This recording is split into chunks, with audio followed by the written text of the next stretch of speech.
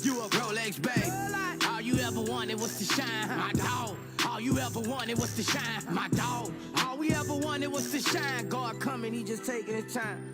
Remember we was broken, everybody acting shitty. This the shit that make a nigga go and spend 150. Like the loud up and get jiggy, be the sickest in the city. This the Dream that a nigga had. Forgive me if I'm eating. Uncle told me go and get it. Cook the crack rock with me. Cousins woo gold slabs, herringbones, 20 inches. He went to the league, now mama baby got a roll. He raised up his sleeve up in the club and he showed. Remember this, everybody gon' get they time to shine. Everybody gon' get their time to shine, nigga. Not everybody gon' like when you finally shine. I see you getting money, nigga. Yeah. Rolex, babe. Rich hot, bitch hot, Glock hot. Headed to the mall, full going shop. I see you, nigga. Real hood, baby, life was all fucking crazy. Now everybody wanna be your nigga. You a Rolex, babe. All you ever wanted was to shine, my dog. All you ever wanted was to shine, my dog. All we ever wanted was to shine. God coming, he just taking his time. Rolex, babe. It's for my boys living carpet, who living life. They do plain Jane rollers, they don't do the ice. Watch night, bitch night, really living life. For them little niggas on the corner trying to get it right. For y'all, all the rappers in the booth trying to spit it right. For y'all, my little partner, he was with me tonight. The bit was hot and he hit on the dike. he say he gonna get a roller. Salute you, nigga. Rolex, babe.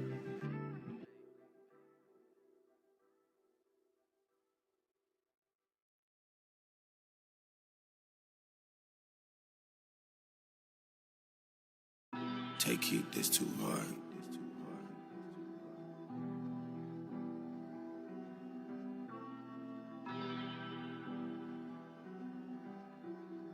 Take heat, fuck these niggas up.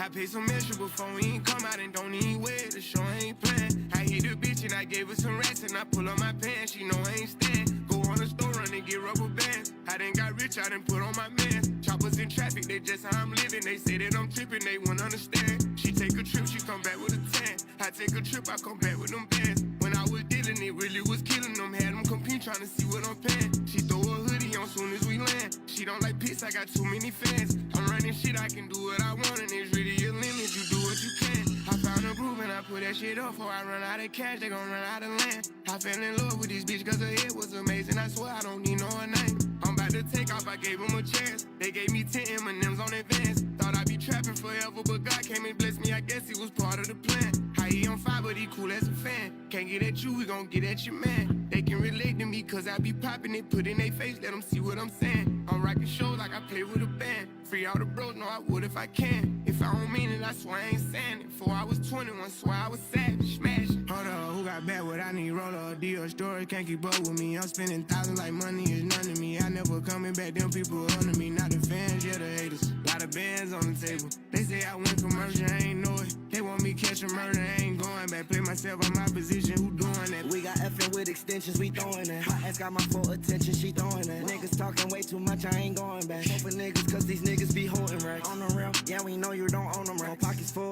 push them down, they stop poking back. Turn a million right into I'm a quarterback. Spend a million like I'm trying to bring Kobe back. 24. I'm ready, I use the crap out like it's Betty. They say the drop hot and it's ready. Might stretch it out, but it ain't fast. Say my dog doing time, but I know he ain't gonna snitch, cause it's still some shit he didn't tell me. My dog stepped to Sally, he told me the whole story over the Sally. Went up in my price in my pocket like Kelly. Fucked her in the telly, no, I cannot say who no telly. My head getting heavy, and you know I still got Balmains on my ass. No, I can't do no amends. Said I'm taking trips, long flights, they scary. She said her birthday in March, okay, cool, so that means you an Aries. I told her gotta go, she said you serious. Diamond cold as December, my vibe Sagittarius. Who got bad what I need? Roller or deal story, can't keep up with me. I'm spending thousands like money is none to me. I never coming back, them people under me. Not the fans, yeah, the haters. Lot of bands on the table. They say I went commercial, I ain't know it. They want me catching murder, I ain't going back. Play myself on my I can switch up and come back another way. Hit the vibe ain't right, come back another day. Biggie dripper, I start up a tidal way. Remix we put it in no microwave. Bash for 23 like I know Michael J. He can say what he want, but he gotta pay. Used to hide all the guns when my mama stay. Send my drugs around the corner, I pay all these bills, I'm a grown up. My car's a little different, I own them. I ain't with no leasing, my bill telling me I need credit. It's loud and clear if I said it. I come from the gutter, I spend me 100 on Chevys. You can take me out the hood, but you can't take the hood out of me. Know the hood proud of me. I just ventured my teeth, went and upgrade my teeth. Yeah, I dropped out of school, but that paper on me. Hold up, who got bad what I need? Roller or deal story, can't keep up with me. I'm spending thousands like money is none to me. I never coming back, them people under me. Not the fans, yeah, the haters. Lot of bands on the table. They say I went commercial, I ain't know it. They want me catching murder, I ain't going back. Play myself on my position, who doing that?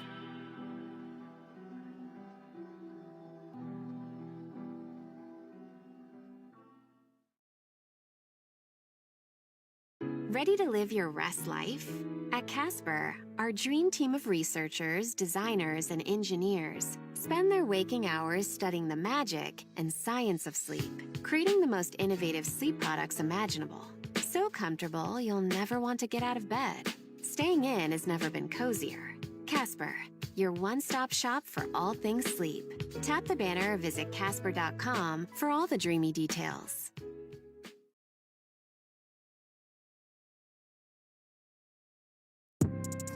Keep it poppin'. Yeah, bitch. Let me pop. Let me pop. Let me pop. Let me pop it. Let me pop. What you say? What you say? Look.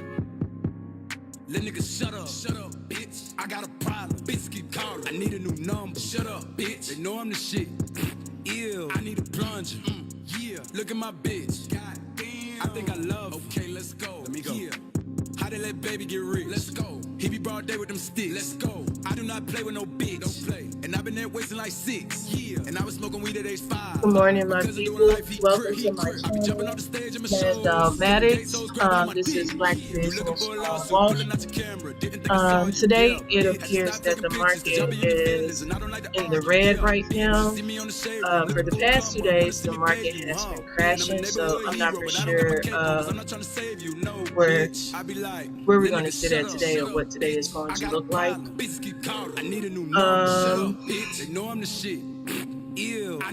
think today I'm just going to do a lot of research. If I find something to balance out my portfolio, then I would do that. If you've been paying attention to my channel, please like, share, and subscribe. Basically, what you see, what I'm holding in my portfolio is all symbols for companies that's just recently dropped either this year or sometime last year and is affected due to the COVID-19.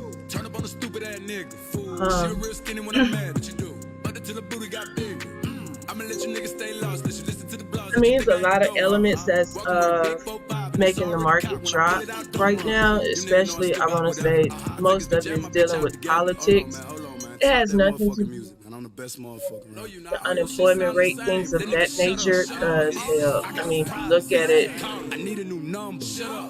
the economy is still doing well because of the stimulus package, but however, it's due to I want to say Trump and the Chinese government need to sit down and have an open dialogue of how to move forward with the tariffs. But I mean, my channel is not about politics, but politics affect the stock market. So just pay attention. I was trying to show you like breadcrumbs of certain things yesterday so that one can make their own assessment. But the stock market should be open soon here.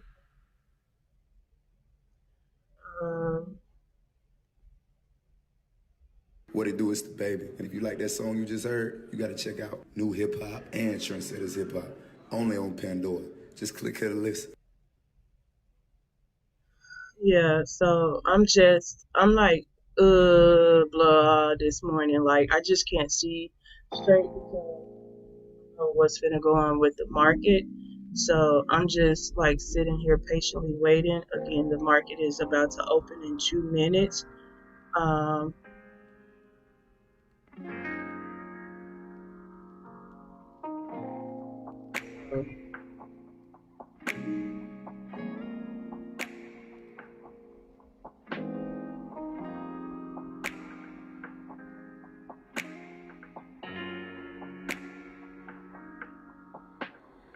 Girl, you too friendly. You just care about money and business. Dig you down tryna pull out your Remy. Girl, you know it's not on me, it's in me. Shawty know she got ass, but she skinny. When it comes to a nigga, she stingy.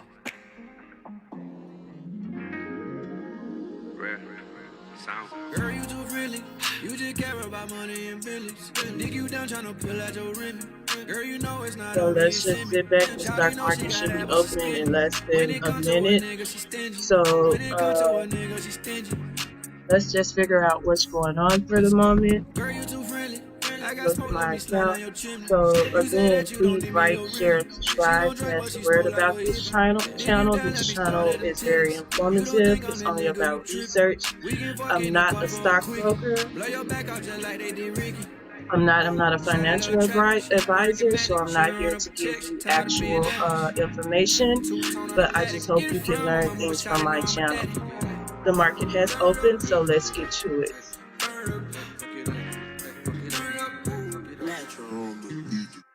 Girl, you too friendly, and I fuck in the back of the Bentley.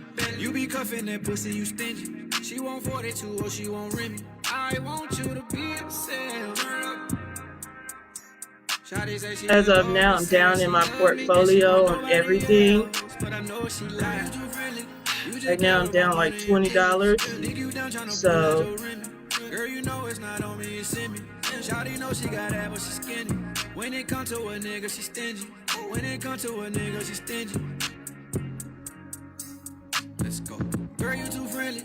I got smoke, let me slide down your chimney. You say that you don't need me, oh really? She don't drink, but she smoke like a hippie. Dig you down, let me start at them titties. You don't think I'm the nigga, you trippin'. We can fuck in the car for a quickie. Blow your back out just like they did Ricky. Girl, you too friendly. She a bad one, I met her at Denny's. Blow her back, I might take her to Lena's. 2 cups of that Remy, I got you pinned down. I wonder, can you invite a friend now? Come here. Knock out that pussy, she went for 10 rounds. She get thicker, just like a slave. You know I'm I'm gonna that see nigga. what's By going now, on be at freezing 10 and o'clock. making you shiver. You know I deliver that me like I'm domino. You ain't gotta ask me about no other bitches. I'm sure you know I got a lot of hoes. I got a lot of those. The Bentley with the roof got 2 doors. I ain't got time for no new hoe. Kick 'em out the house like cool though. Girl, you too friendly. You just care about money and billions. Dig you down tryna pull out your Remy. Girl, you know it's not on me, it's in me. Shawty know she got that, but she skinny. When it come to a It nigga, she appears the stingy. whole When market it is come to down a today. nigga, she stingy. Let's go. Girl, you too friendly. I got smoke, let me slide on your chin. You say that you don't need me, oh really? She don't drink, but she smoke like a hippie. Dig you down, let me start at them titties. You don't think I'm that nigga, you trippin'. We can fuck in the car for a quickie. Blow your back out just like they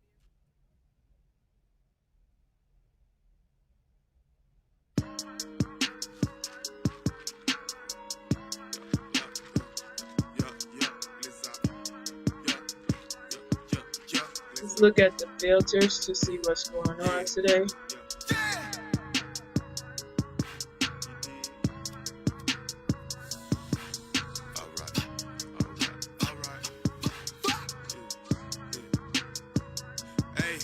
I'm just saying, I don't know why these Wrong pussy with my niggas active playing. I pro, got so let me bands, just yo, try to make me figure put out them what's going bands on on your mans. I'm pro just right saying, quick. get into the cash every day like it's my last. Riding in some fast on my way to get a bag, or a bad bitch. Bitch, I'm mad rich, yeah. I got mad sticks, yeah. I was in the street before this rap shit, yeah. All these industry rappers be on cap shit, but alright. Big pipe, 4-5, your life is gone tonight. No lie, stay fly, get high as a kiss eye. Roll dice, gamble with life, that's like night. I'm a big boss, baby, in my jewelry game crazy. I've been bad baguettes lately, it's attracting all the ladies. Damn, I got these niggas shady, but that shit do not faze me. They can keep on hating, I'ma keep on paper chasing, yeah. You mad, too bad, you said I got big racks. Big racks, you said too bad, you mad. Toe tag, we blast, no cap, nigga, you know that. I'm just saying, I don't know why these pussy niggas playing. I got bands, yo, make me put them bands on your mans. I'm just saying, get into the cash every day like it's my last. Riding in some fast on my way to get a bag, or a bad bitch.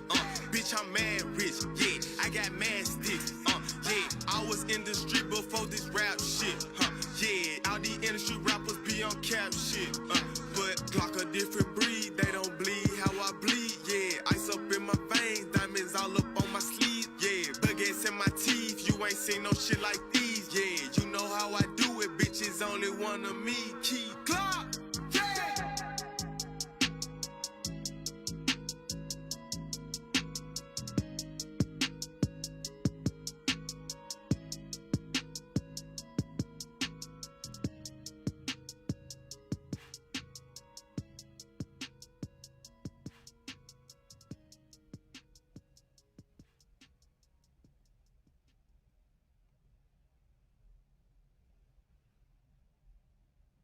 Okay, so let's just look at the filters here. We're looking at the top percentage gainers here. And again, every day I look at ABDN, that's apron. I like a great symbol to invest in. I'm a big dog, baby, I'm a buck back. That badass bitch with her own racks. They don't like it, tell them fuck that. Whoa, cush strong, catch your contact. Bitches wanna talk to me, can't contact. Hit my nigga for the plug, keep the contact. And we only do big contracts. Whoa, cush strong, catch your contact. Knew she was the one, soon as she opened her mouth. But again, how I do it, once you see the Fidelity Active Trader Pro up, I'm always looking at my filters because I change the filters throughout the day. So basically what I'm looking for, or I'm researching all those symbols on the filters, because if you look, all of them is in green, and those are the top percentages for today. And sometimes you can find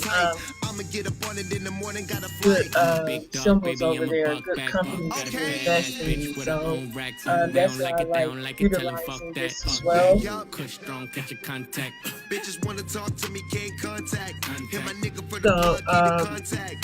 what I'm gonna do now is start researching some of these symbols over here, researching these companies that if I find anyone, any company I would like to invest in, I will show you all. If I find a new entity that has just dropped, I will share that information with you as well. So again, thank you for tuning in. If you find any new symbols that's dropped, please drop it in the comments to share with everybody. This platform is all about informative information that we can pass along.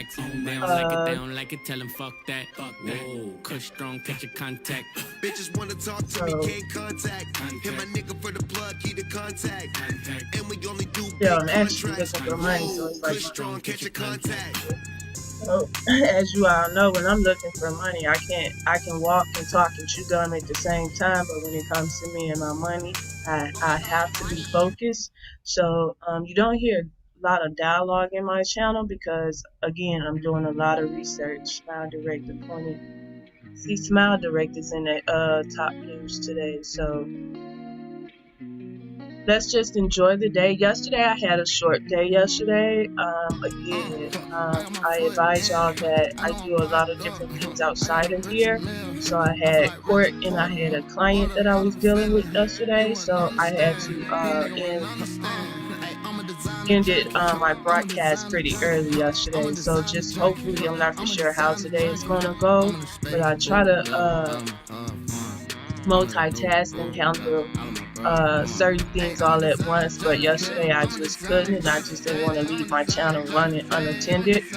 So today, let's just see what we can dive in. The stock market has been down for the past 2 days. So let's just see how today is going to roll.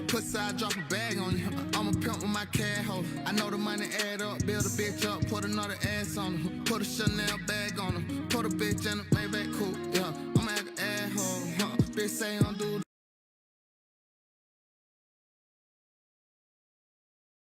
I'd like to taste a real Italian coffee, please. What is the real Italian coffee? Espresso. Espresso or Americano? You mean black coffee? Yes, Lavazza. Discover the Italian coffee experience in all its forms. Lavazza, more than Italian.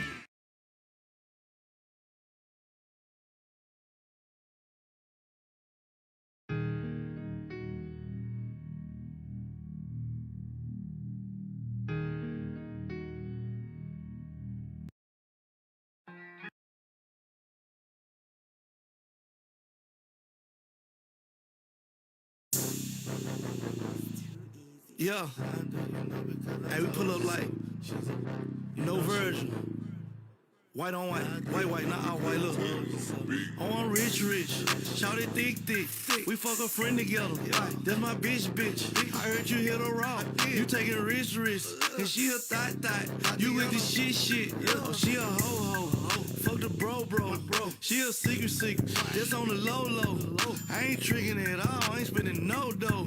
Won't catch me on no blogs, ain't linked to no hoe. I'm low. So you gangsta. You applying pressure. She a bitch, ain't it? She too extra. She just went viral, showed the world your text message. You had to block the hoe, cause she missing. I'm a hoe, I know I'm a hoe. I am. But don't you call me that little nigga, that shit come with the smoke. I'm a hoe, got bitches galore. How many Instagram models I done fucked on before? I lost count, I don't even know. But if you see me like a pig, I probably fucked up before. I'm a hoe, I know I'm a hoe. But don't you call me that little nigga, that shit come with the smoke. Oh, you a hustler. I am. Take care of your family and your kids and your jewelry custom. I beat it up, she wipe me down, then we cut her. Her ex a real buster, her friend a real swiper. My bitch a real boss. Yo, hoe ain't nothing like her at all. Yeah, I like her. Nigga fuck around and make me wife a wife. I'm Mr. Slide in the DM, flying, go and see him. Work her out like a trainer, but then not a G. Oh, she slick. She with the shit. You committed to her. That's your bitch. We got 5 minutes, I'ma hit it quick. Once I slide in her, I be like, Got that drip. You put stamps on her passport, y'all took trips. Come off the hip, you get flipped, that's off the rip. Oh, he got shot in the leg, but you got killed. Your crew keep talking this shit, boy, y'all a trip. I know I'm a hoe. I am. But don't you call me that little nigga, that shit come with the smoke. I'm a hoe, got bitches galore. How many Instagram models I done fucked on before? I lost count, I don't even know. But if you see me like a pig, I probably fucked up before. I'm a hoe, I know I'm a hoe. But don't you call me that little nigga, that shit come with the smoke. I'ma go, you know I'ma go. I am. I can't commit myself to none of these hoes. I tell my woes who's selling my dope. If you get caught, please don't tell on me, bro. This the code, we live by the code. Get money, stay flat, don't trick on no hoes. This the code, we live by the code. Why you hard on your niggas, but you soft on the hoe? I'm a hoe, I know I'm a hoe. I am. I'ma go, you know I'ma go. I'm a hoe, I know I'm a hoe. I'ma go, you know I'ma go.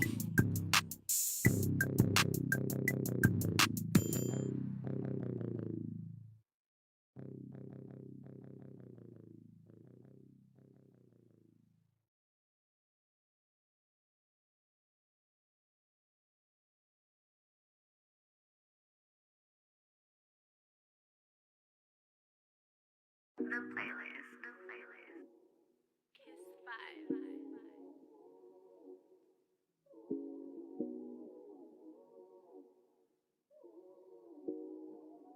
5. What's on your mind? Cause you been acting different lately, girl. What's on your mind? I'm tired of arguing. I need to know what's on your mind.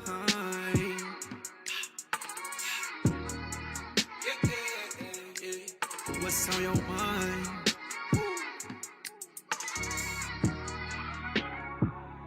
Wait, why you tripping on a hoe I ain't seen before?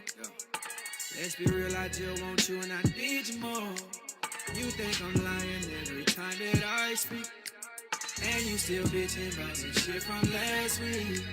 Why you wanna go through my phone? Why you wanna go through my phone? Sorry if I let you on. Sorry if I let you on. I know you tired of sorry. Pick up the phone and call me. Hate it when you ignore me. Baby, let me finish my story. Yeah. Pressure break pipe. Why do we fuss every night? Girl, it's alright. I just want you in my life. What's happening? I'll be your night. Can't save you, hold tight. Hold tight. Hold tight. But you've been tripping all night. What's on your mind? Cause you've been acting different lately, girl. What's on your mind? Hey. I'm tired of arguing. I need to know what's on your mind. What's on your mind? Yeah. What's on your mind? What's on your mind? Jacquees, king. Tell me what's wrong, baby, tell me what happened.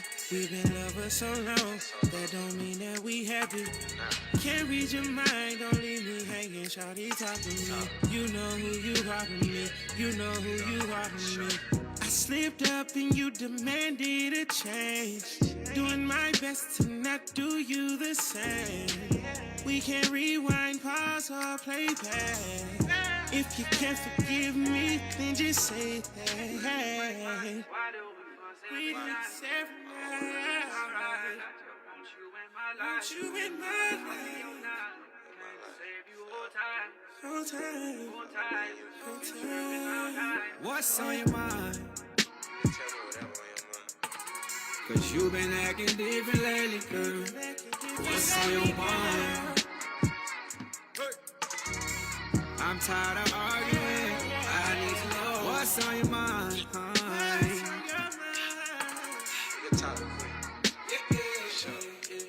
What's on your mind?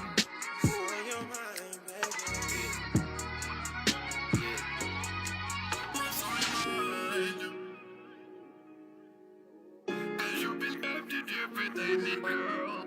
What's on your mind?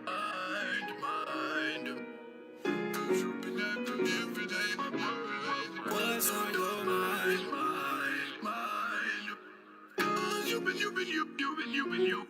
You've been. All alone. You. On my mind.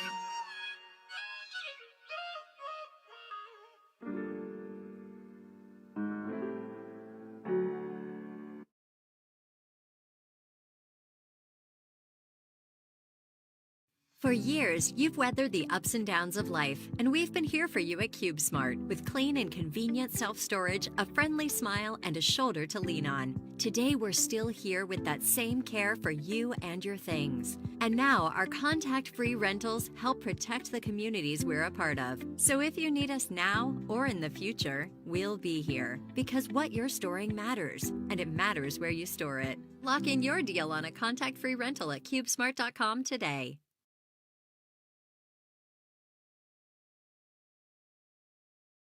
While you can't believe everything on social media these days, you can believe it's possible to start a new life as an IT pro in as little as 4 months from the comfort of your own home, even if you have zero computer experience. Instead of waiting to see what happens when life gets back to normal, take control of your future now. Go to mycomputercareer.edu and take the free career evaluation today. Live online classes meet just twice a week. It's not rocket science. It's mycomputercareer.edu.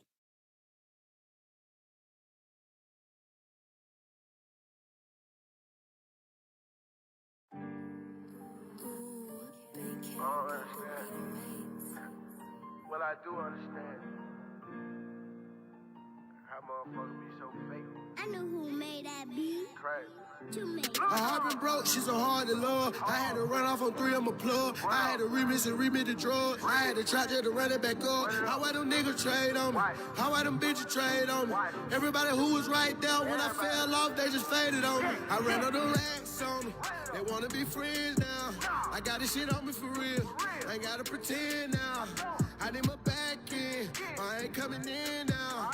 That little bit was acting stiff, but she gon' let me in now. Fake niggas getting cut off. Fake bitches getting cut off. Broke niggas getting cut off. Broke bitches getting cut off. One mistake getting cut off. Family members getting cut off. Wonder why we don't talk, cause your ass got cut off. I used to flip big homie bankroll. Now I run it up on the stay hole. I don't pour no more lean in no fountain. Recipe Fredo Santana. You don't need to lean, homie. You can just lean on me. Baby, I know you been hurt before, but you can't take it out on me. They doubted me, they said I would fail. I had to keep putting dope on the scale. I had to remix like I was for real. I had been nightmares of being in jail. They told me go right, but I busted left. Why would they give me directions when they know I'ma be better than them? I had to grind for this. I put my time in this. I put my own money. You mad cause I'm gone on you. Fake love make me hate love. Baby, meet me with the late love. All that fake shit ain't love. I ain't stopping till they give me Drake love. Her heart been broke, she's so hard to love. I had to run off on 3 of my plug. I had to remix the drugs. I had to try to run it back up. How why them niggas trade on me? How why them bitches trade on me? Everybody who was right there when I fell off, they just faded on me. I ran on the racks on me. They wanna be friends now. I got this shit on me for real. Ain't gotta pretend now. I need my back in. I ain't coming in now. That little bitch was acting stiff, but she gon' let me in now. Fake niggas getting cut off. Fake bitches getting cut off. Broke niggas getting cut off. Broke bitches getting cut off. One mistake and you cut off. Family members getting cut off. Wonder why we don't talk. Cause your ass got cut off. Stop all that bitch, little nigga. Time for you to man up. She gonna suck on that motherfucker till that motherfucker stand up. I used to sleep on myself. I had to get bands up. All of that sack, you see that I got that shit that I ran up. I know you can't stand me, nigga. I bet you won't do nothing. I promise if you see me by myself, nigga, I shoot some. I ain't worried about a nigga. I don't care about a nigga. I err out a nigga. I ain't playing by my children. I eat the beef with a fork. I put your bitch on the course. I have her making the choice. Your life for hers. If she love you, she'll die for you. If she don't, you a dead man. When I murk her, she gon' move on. It's kinda hard to love a dead man. Her heart been broke, she's so hard to love. I had to run off on 3 of my plug. I had to remix the drugs. I had to try to run it back up. How why them niggas trade on me? How why them bitches trade on me? Everybody who was right there when I fell off, they just faded on me. I ran on the racks on me. They wanna be friends now.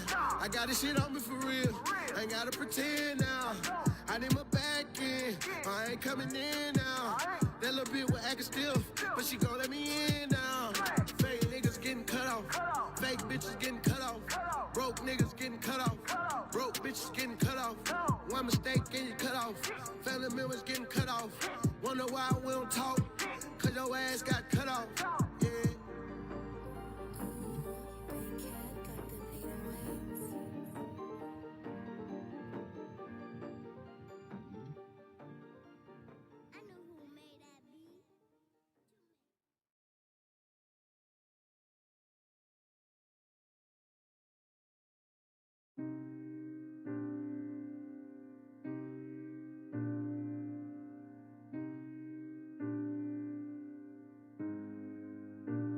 Be with the one who love you.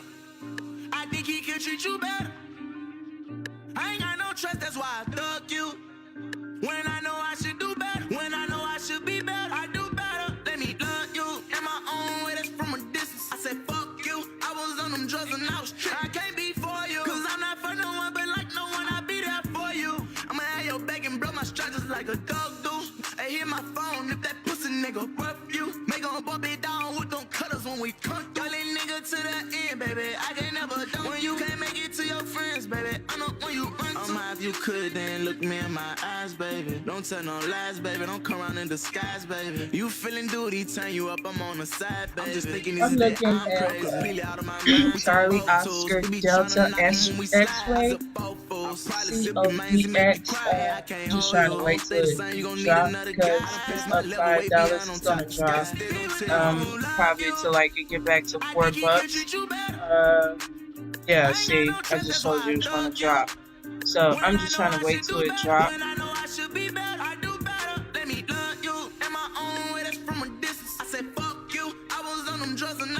can't be for you, cause I'm not for no one, but like no one, I'll be there for you. I'ma have your back and blow my stripes just like a dog do. I can't tell that you been real 100 true. Yeah, you let me, bitches let me too. Numbers don't lie, homemade I, and I can tell. You fuck with me, but you fuck with that too. So for that, I can't fuck with you. The one who love you, I think he can treat you better. I ain't got no trust, that's why I thug you. When I know I should do better, when I know I should be better, I do better. Let me love you in my own way, that's from a distance. I said fuck you, I was on them drugs and I was tripping. I can't be for you, cause I'm not for no one, but like no one, I'll be there for you. I'ma have your back and blow my stripes just like a dog do.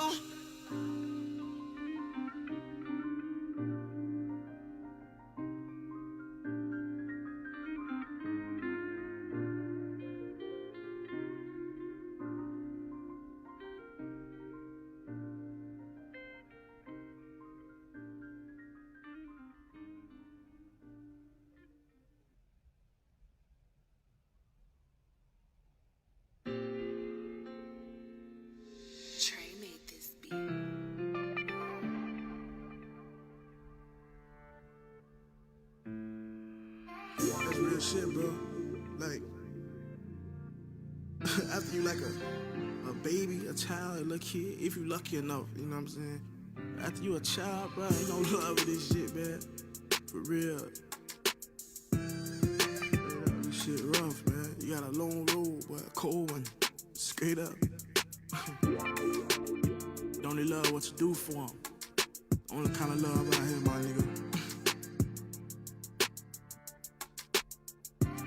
Who can you trust in this cold, cold world? Better get a blanket. It's worse than the wild, wild west. This shit get dangerous. Never thought I'd see the day separate glitter from gold. Well, friends turn into foes, but it's the life that I chose. And these hoes look so heaven sent, but be so devilish. Got spiteful ways, never seen it coming like a tidal wave. Get on my knees every day, ask God and pray that my dirty ways don't lead me to an early grave. One life to live in this survival of the fucking fittest. Here come your rivals when you win and they want competition. And did I mention niggas itching to be opposition? Hit they blocks with the extensions. Now ain't no tension. Told my old lady how I'm feeling. She say I'm tripping, but she don't know I pray for love. On the block with the thugs, praying a nigga show us love, but ain't no love, so we get it out the mud. Mama made me feel like I overstayed my welcome, so I packed up my shit and went for seldom. Like where's the fellas? I'm pretty sure they understand the way I feel. I box the bucket, laugh about how cold the world is. Like ain't no love in this shit till you get rich and famous. And these hoes won't rappers or ball players. It's hard to separate the fake, cause they chose us. Everybody showed up when we blowed up. And that's real shit, you know what I'm saying? I pray for love.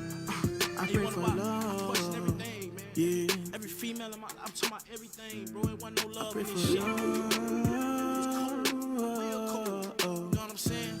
I pray for love. Yeah. That's it. Yeah. No love in this shit. I was out here. I'm telling you. Ain't no love in this shit, dog.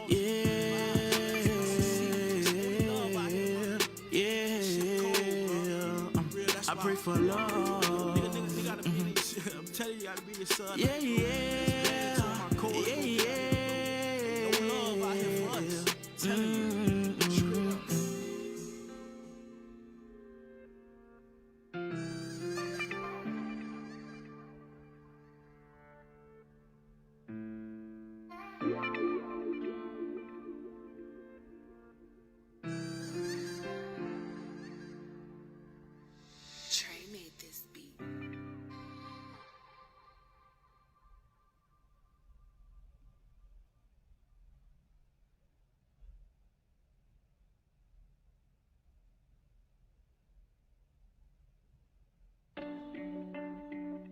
I'm starting over. Stacking it in with the top. Now I'm starting alright. I'm starting right. Damn, my money's right. Yeah, hey, yeah, it's quite alright. Wake up in the morning, then I'm getting back to it. Yeah, I'm getting back to it. You ain't shown me no love, so I turn my back to you. Yeah, I can't get no racks to you. I don't really care, cause I'm done. All the real love is not fun. There's no emotion on my face, cause I'm numb. You see me everywhere you look, no, you can't hide or run. Yeah, I was, everything I said, messing with your head, messing with your head. I said everything I said, messing with your head, messing with your head, whoa, messing with your head, whoa. I've been texting her all night.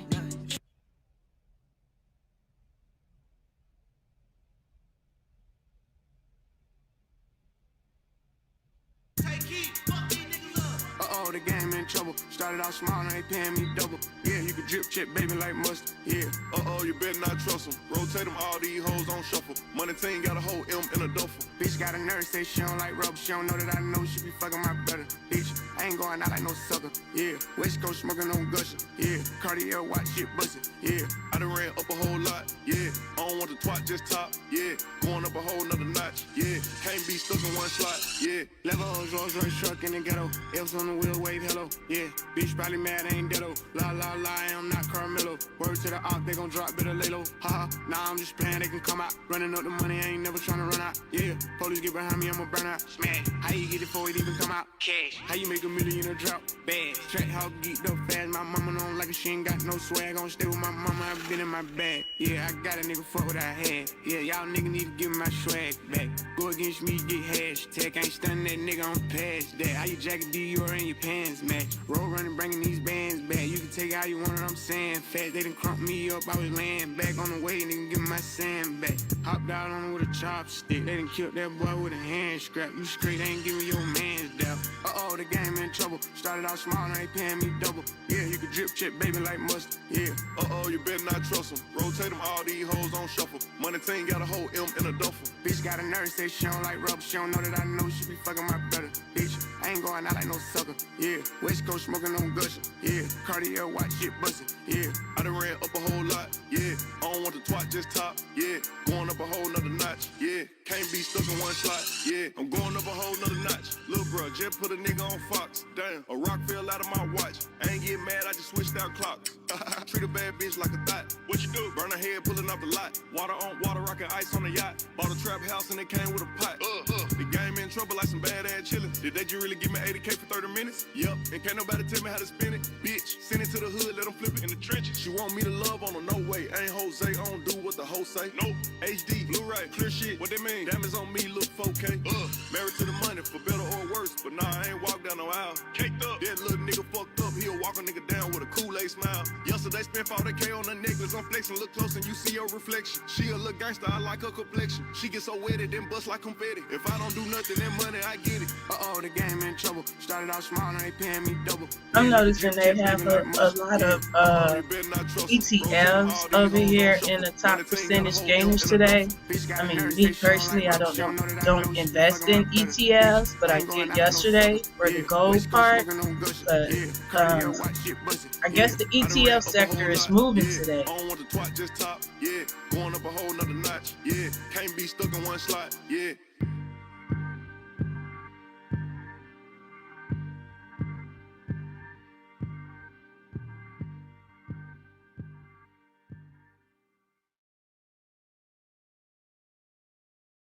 For years, you've weathered the ups and downs of life, and we've been here for you at CubeSmart with clean and convenient self-storage, a friendly smile, and a shoulder to lean on. Today, we're still here with that same care for you and your things. And now, our contact-free rentals help protect the communities we're a part of. So if you need us now or in the future, we'll be here. Because what you're storing matters, and it matters where you store it. Lock in your deal on a contact-free rental at CubeSmart.com today.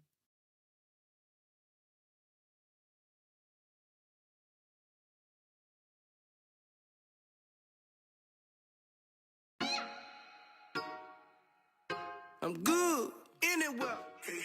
Anywhere I'm good. Any bit I'm good. Anywhere I'm good. Good. I'm good. Not a coupe, but the small tire. I'm good. In the Bay, I got small eyes. I'm high. In Naptown, man, I'm big time. I'm up. In Houston, Texas, I got mob ties. In Alabama, I'm a legend like Satan.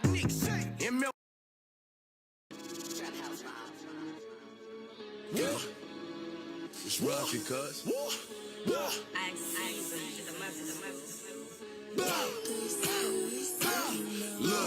Dior on my body. Head to toe like a mannequin. I'm every day, I've got the panicking. I pull for my phantom. If my ops in a foreign, then we shooting up the phantom. Dior on my body. Head to toe.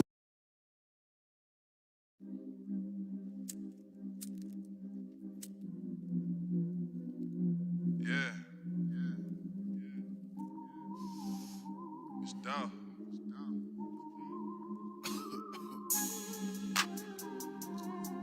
PRE. Paper out Empire. Hey. I heard my dog got cancer. Said a prayer for Boosie. Hey man. I can't wait till my boy come home. Free my nigga Gucci. I took one for the team and blew us up like Weezy. Made $500,000 in the trenches bumping Jesus. $1 million worth of cops feel like I'm baby, nigga. Spend all this fucking money on ice like I'm crazy, nigga. I just left San Francisco smoking flavors with Burnham. Still a worker, bitch, like I'm Ike Turner. Yeah, my city is to me like like Toronto is to Drake. Shout out to Meek just cause I love to see young niggas get cake. Just ask around this motherfucker. I'm the jig in my city. I'm not saying they not good. I'm just saying I'm the realest. Facts, yeah. Young nigga blessed. I feel like every day God put me through a test. Since I was 17, I ain't been able to get no rest.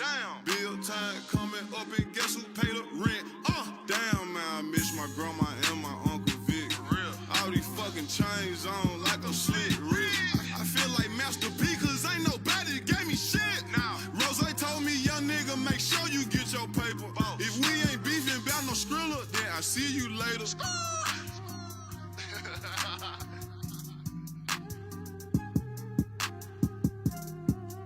Miss me with that fuck shit, man. We all about paper over here. Let's go. When I'm in LA, I'm only smoking on that platinum. Cookies. When I'm in the Bay, I'm only smoking on gelato.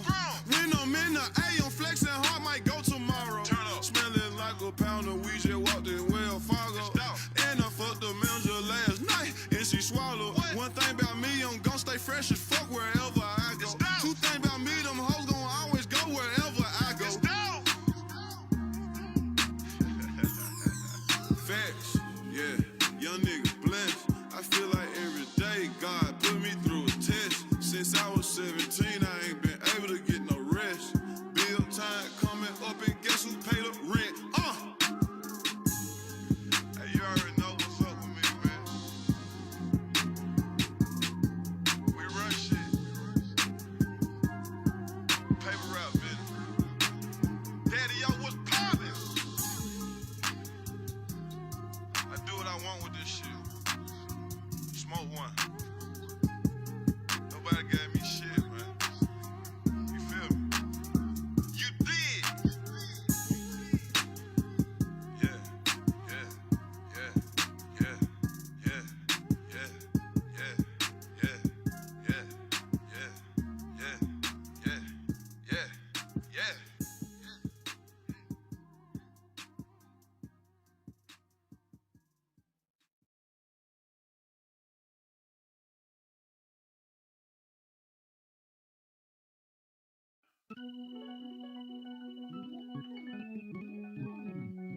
Say Telvin. Hey, you know what up? It's out. Say what's poppin'.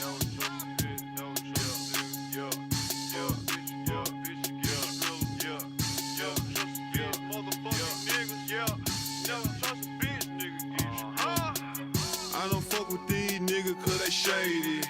These bitches, they just wanna have my baby. Born in the 80s, crack baby. Mama, she was in the street, so guess who raised me? You motherfucking right, couldn't get it from my mama, so I got it off the block. Been working my whole life, but I ain't never punched a clock. 9 years old, I seen a nigga get shot. Damn. Niggas quick to run they mouth when they get jammed. Pussy ass nigga, tell it on his own fam. The same nigga that you break your neck for. Be the same nigga that cross you out and wet you up. Supposed to be chasing money, but you chasing bitches. As I stated, the ETF sector is up. I just want to take a minute to show you all this article. I sent that bitch to law school. Keep it real with your dog no matter what. Preach. Same bitch decline, she love you, she'll set you up. Preach. Out here in these streets, it ain't no such thing as love. Preach. The only thing I trust is this pistol and these slugs. Preach. Real nigga shit, only when I do speak. If that nigga don't work, he a fucking leech. Preach. I ain't got shit for a nigga, ain't nothing in this motherfucking world free. Preach. Zay got the motherfucking bass thumping. Dolph got the motherfucking trap jumping. Doors to the trap open, now I say you something. Hell no, don't ask, I ain't frontin' nothing. I fucked your bitch and told her I see you around. Dog just skipped town with 200,000. Dog just pulled an 8 in a 2-liter pop. They say Dolph addicted to these streets just like his pops. Addicted to hustling, I can't stop. Won't stop. Can't stop. Never hear me complain about what I ain't got. Cause if I want it, I'ma go get it. Yeah. Free my nigga, yo, did it. Got paper round tatted on your whole titty. Same nigga you get getting high with, he really your enemy. Every day, niggas cross their partners out for Benjamin. Keep it real with your dog no matter what. Preach. Same bitch decline, she love you, she'll set you up. Preach. Out here in these streets, it ain't no such thing as love. Preach. The only thing I trust is this pistol and these slugs. Preach. Real nigga shit, only when I do speak. If that nigga don't work, he a fucking leech. Preach. I ain't got shit for a nigga, ain't nothing in this motherfucking world free. Preach.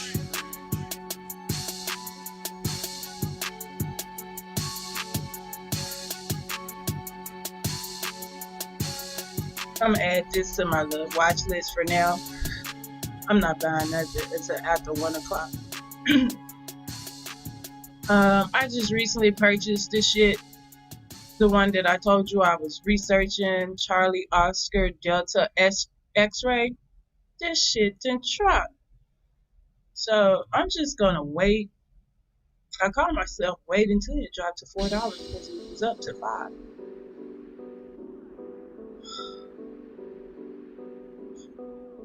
Hey bro, y'all don't know. Yeah. I'm upset. 50,000 on my head is disrespect. My shit. So offended. Lock. Look that. I'm upset because you having my shit locked.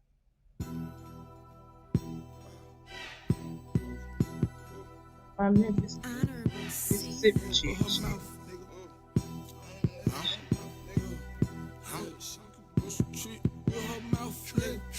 Heard she could do some trick with her mouth, nigga. Heard that bitch got a thing for them false nigga. Heard she be laying on them boy that floss, nigga. I heard she can do some tricks with her mouth, nigga. I heard, I'm back here jamming, y'all. I heard, Rich Young. I heard, Gucci. I heard, what you hear? I heard, don't tell you no. I heard that bitch stay on her shit, so you know the whole lawyer. I heard that bitch got a bitch. Come to find out she been lying, she from Florida. Shout make sense, she a dime in a quarter. She pay her rent and she spoil her daughter. And that don't mean shit, cause the bitch still alive. No eyes, I'm blind to the fact that a bitch ain't even got a dime. She broke, but she fine. She need help, she tired. They listening, she wide. She snitching, be quiet. I'm running, I'm hiding. My truck outside, it running, and I'm mad. I'm smashing, man Gucci, we wildin'. I don't know what the best is. I don't really do ETLs, but ETLs on the market. Nigga ass, I do this. I just Folk bitch and one jacuzzi. Heard she could do some trick with her mouth, nigga. Heard that bitch got a thing for them false niggas. But I'm not selling anything because all of these are new IPOs that just recently dropped. She can do some tricks with her mouth, nigga. I heard,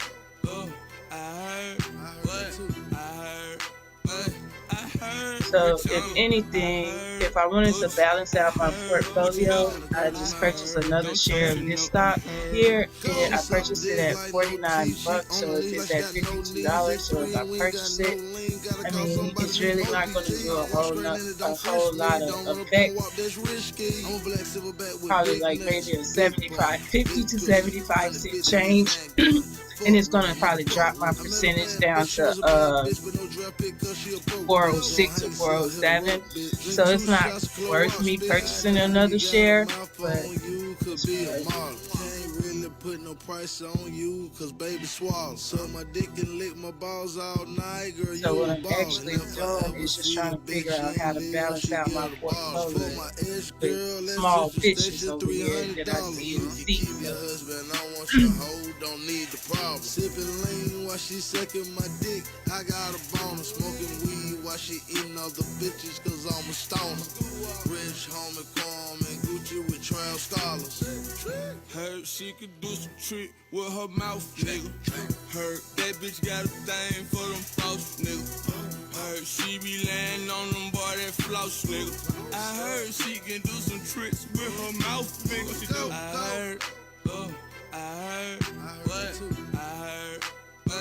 I heard, Rich Young. I heard, Gucci. I heard, what you hear?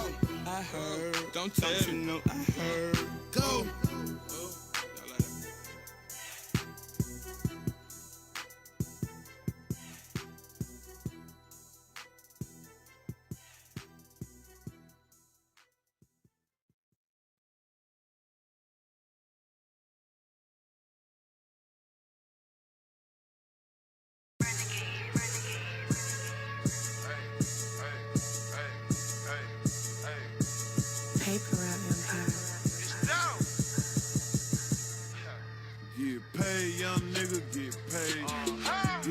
paid, young nigga, get paid.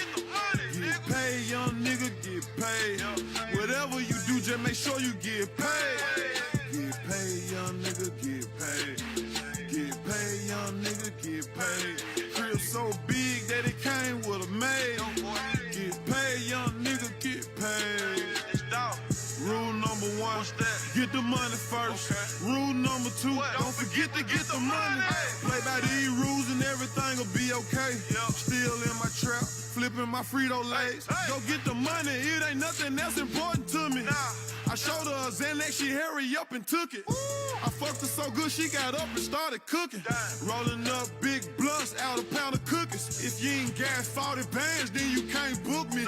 Pulled up on the side, your bitch, she wouldn't stop looking. That bitch good as tookin', good as gone. I guarantee tonight, my nigga, that bitch ain't coming home. I got money to count, I got bitches to fuck, got packs to flip, pistol to bust. When I was small, I ain't had nothing. Started selling dope and prayed to God for a plug. He showed up and said, get paid, young nigga, get paid. Get paid, young nigga, get paid. Get paid, young nigga, get paid. Whatever you do, just make sure you get paid. Get paid, young nigga, get paid. Get paid, young nigga, get paid. Crib so big that it came with a maid. Get paid, young nigga, get paid. Get paid, nigga. Get paid, bitch. You on some rich nigga shit, we on the same shit. Me and my Memphis Grizzly partners fuck the same bitches.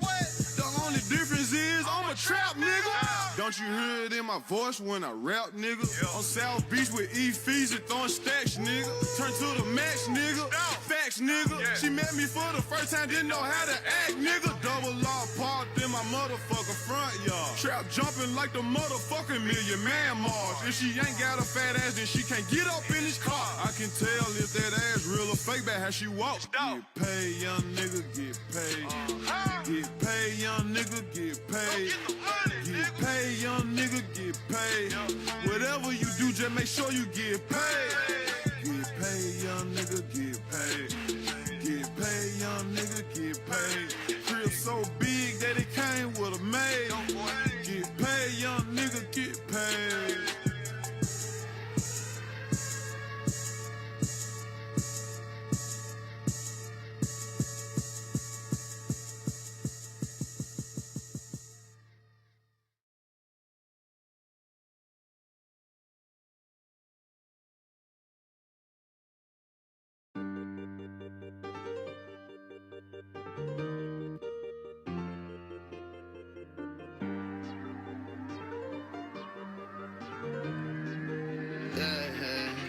Hey, you like in the check, don't it? VVS it, don't it? She like when we sex, don't it? Yeah, she like, yeah, yeah, yeah. She like, yeah. Hey, you we like in the check, don't it? Let me spend a check, don't it? I call VVS, don't it? Yeah, they like, they like,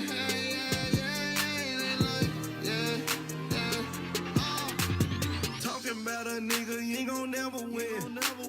Told a bitch I like her and her girlfriend. Told that bitch I want her and her twin sister.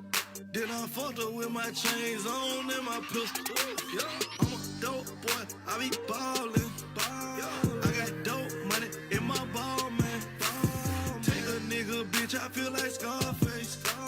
Damn, my head too big, I think they all fake. Never knew it gon' be like that. Truck got the big B on that. Chain got the CMG on that. Price high, we can't eat like that. Niggas hate, you can't eat like that. Green light, we never red. Can't knock her for getting her bread. Shout the stick, I just want the head. Hey, you like in the check, don't it? VVS it, don't it? She like when we sex, don't it? Yeah, she like, yeah. She like, yeah. Hey, you know we like in the check, don't it? Let me spend a check, don't it? I call VVS it, don't it? Yeah. They like, yeah. They like, yeah. She like real niggas, she don't do lame. She got pregnant in that mood same. She got gangbang, we call her Wu-Tang. Her weed killer, call me 2 Chainz. Lying on your dick, boy, you too lame. I've 100 bustin' at her like a shooting range. She text me, she ain't fuck, I'm thinking who ain't. Came through in that lamb, mood change. Purse on deck, rollin' on set. Him obsessed, him obsessed. We fucking, no stress. We be fucking up checks. We ain't doing nothing less. You rockin' with a gangsta baby. Hey, you like getting a check, don't it?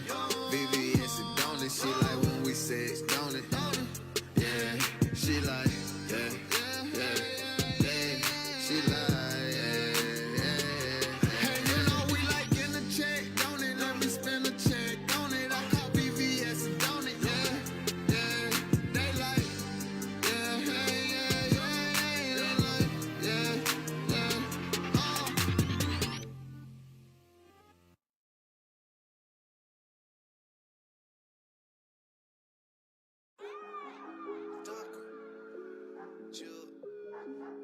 We got London on the track. You understand? Young stunner, nigga. Rich gang. Bloody. Know what I'm saying? Fuck up. Bitches.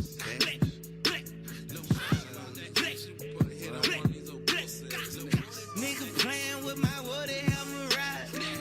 She say that pussy wet, so I'ma slide. She pull up in for the crew like she conniving.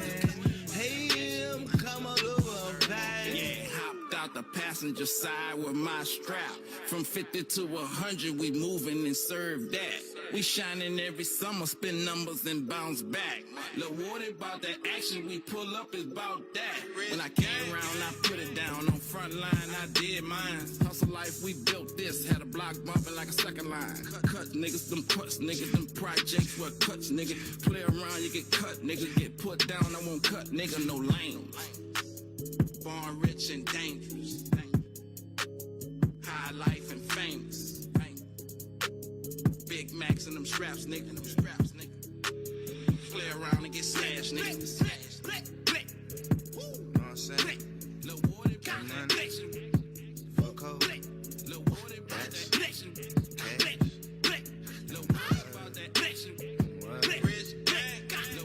Nigga playing with my woody hammer ride.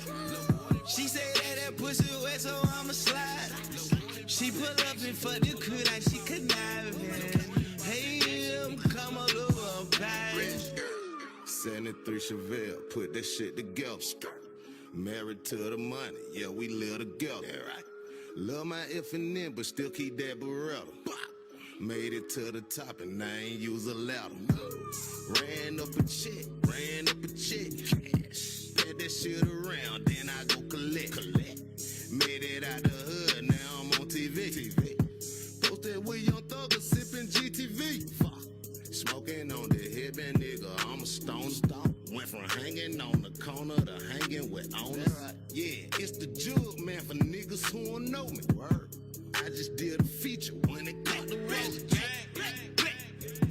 Know what I'm saying? Fuck up.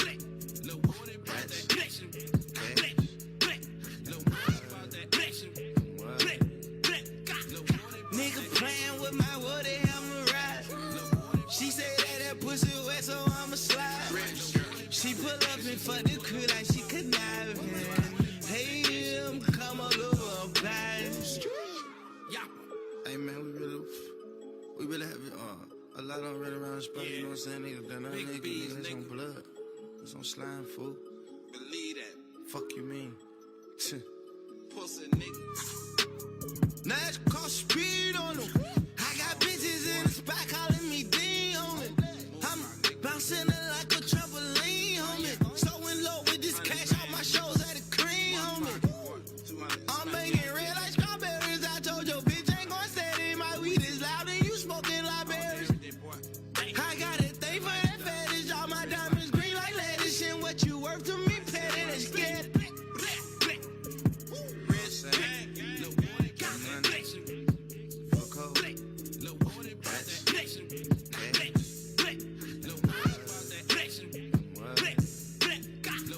Nigga playing with my woody hammer ride.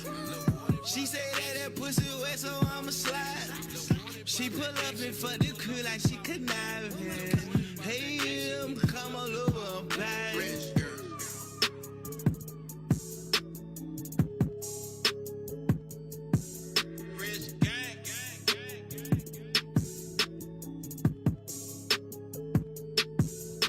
Rich Gang, YMCMB. The releases are coming. Views from the 6 from Drake, Nicki Minaj, The Pink Print, Wheezy, Tucci.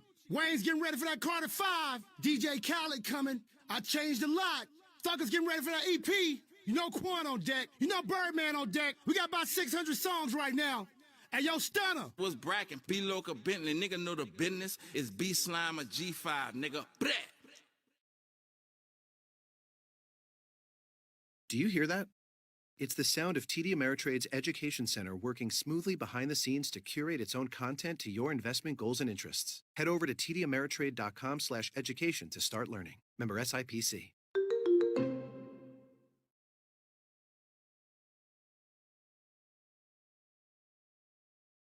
I know a bitch real thick and I body right. Bad. Only bitch with some sexy ass cellulite. Quavo with take off, we landed on the satellite. Take off. All these niggas dab biting like the Mike Tyson fight. Real talk. I know a bitch. I know a hoe. I don't mean to call them that, but they just do what they got to do. DJ Durant. They go to work when I say so. I know a bitch go to work when I say so. I know a bitch don't go when I say go. I know a bitch go to work when I say so. I know a bitch don't go when I say go. I know a bitch count the cash real fast though. I know a bitch go to work when I say so. I know a bitch on point with the cash flow. I know a bitch on go when I say go. I know a bitch real thick and her body right. Only bitch with some sexy ass cellulite. Quavo with take off, we landed on the satellite. Take off. All these niggas dab biting like the Mike Tyson fight. Damn. Not for real, I know a hoe and she don't go for show. And she came right out the trap out the bando. I got her off the rebound, Quavo Tyler hands, bro. Free my $1 million niggas locked in Statesboro.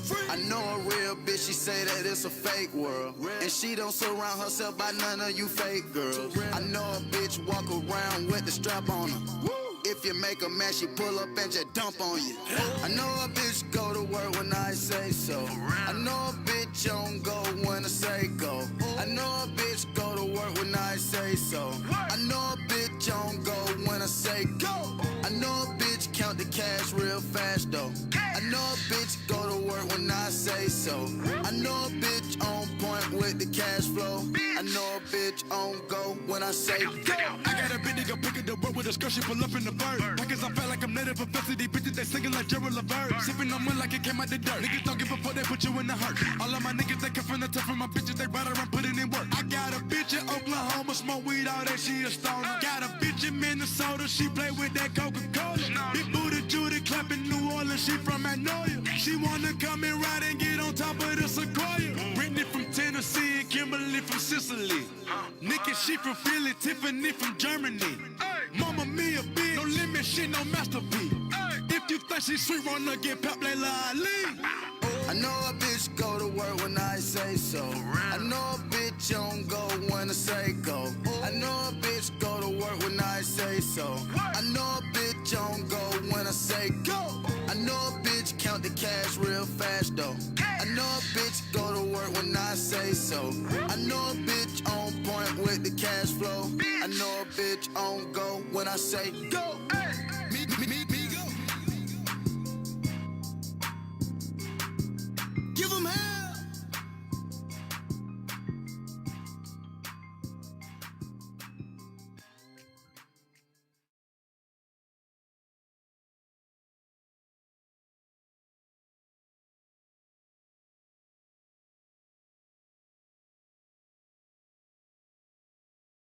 Honorable court. Honorable court. Honorable court. Hey, who is that? Who is that right there? Hey, what's up, little mom? She a good girl, but she bad, so I'm confused. Damn. Fuck it, I'ma shoot my shot, got nothing to lose.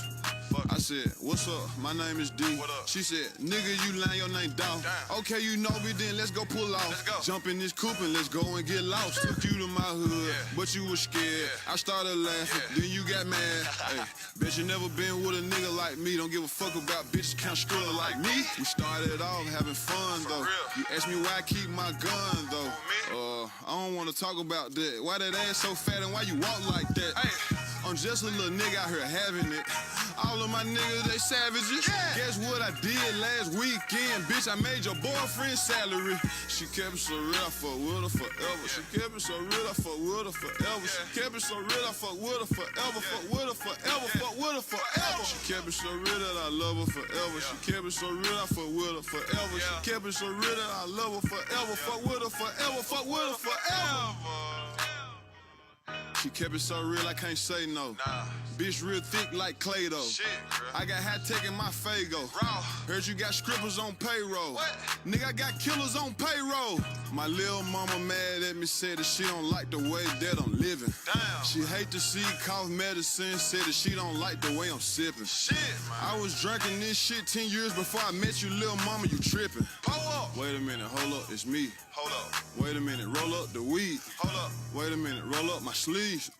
Got a pocket full of blue cheese. Hey, kicking shit in the trap like Bruce Lee. When I walk in, they be like, who's he? When I walk out, they be like, what the fuck? What the fuck is that little nigga driving? All of my niggas, they ride. All of these bitches be lying. Little fly nigga, plus my bitch fly, so together we flying. She kept it so real, I fuck with her forever. She kept it so real, I fuck with her forever. She kept it so real, I fuck with her forever. Fuck with her forever, fuck with her forever. She kept it so real that I love her forever. She kept it so real, I fuck with her forever. She kept it so real that I love her forever. Fuck with her forever, fuck with her forever. Okay, so I've been researching this ETF. Let me just bring you all in on this right here. Down for a nigga on the gun truck. With the jail with a nigga on the dope case. I told the girl how much I love you, I die for you. One thing twice, told me boy go both ways. Everyone told the ballin' on these hoes ain't shit together. On the crib, okay, so I see this over here that was on the filters. Uniform Victor X-Ray Yankee UVXY. This is a volatile ETF. It's a short-term future ETF.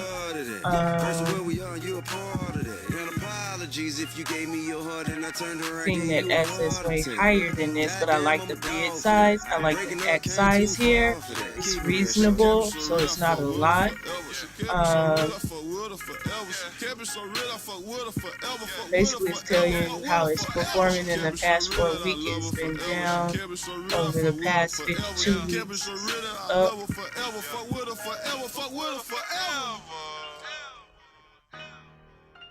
So this lets you know it's due to the COVID-19 here.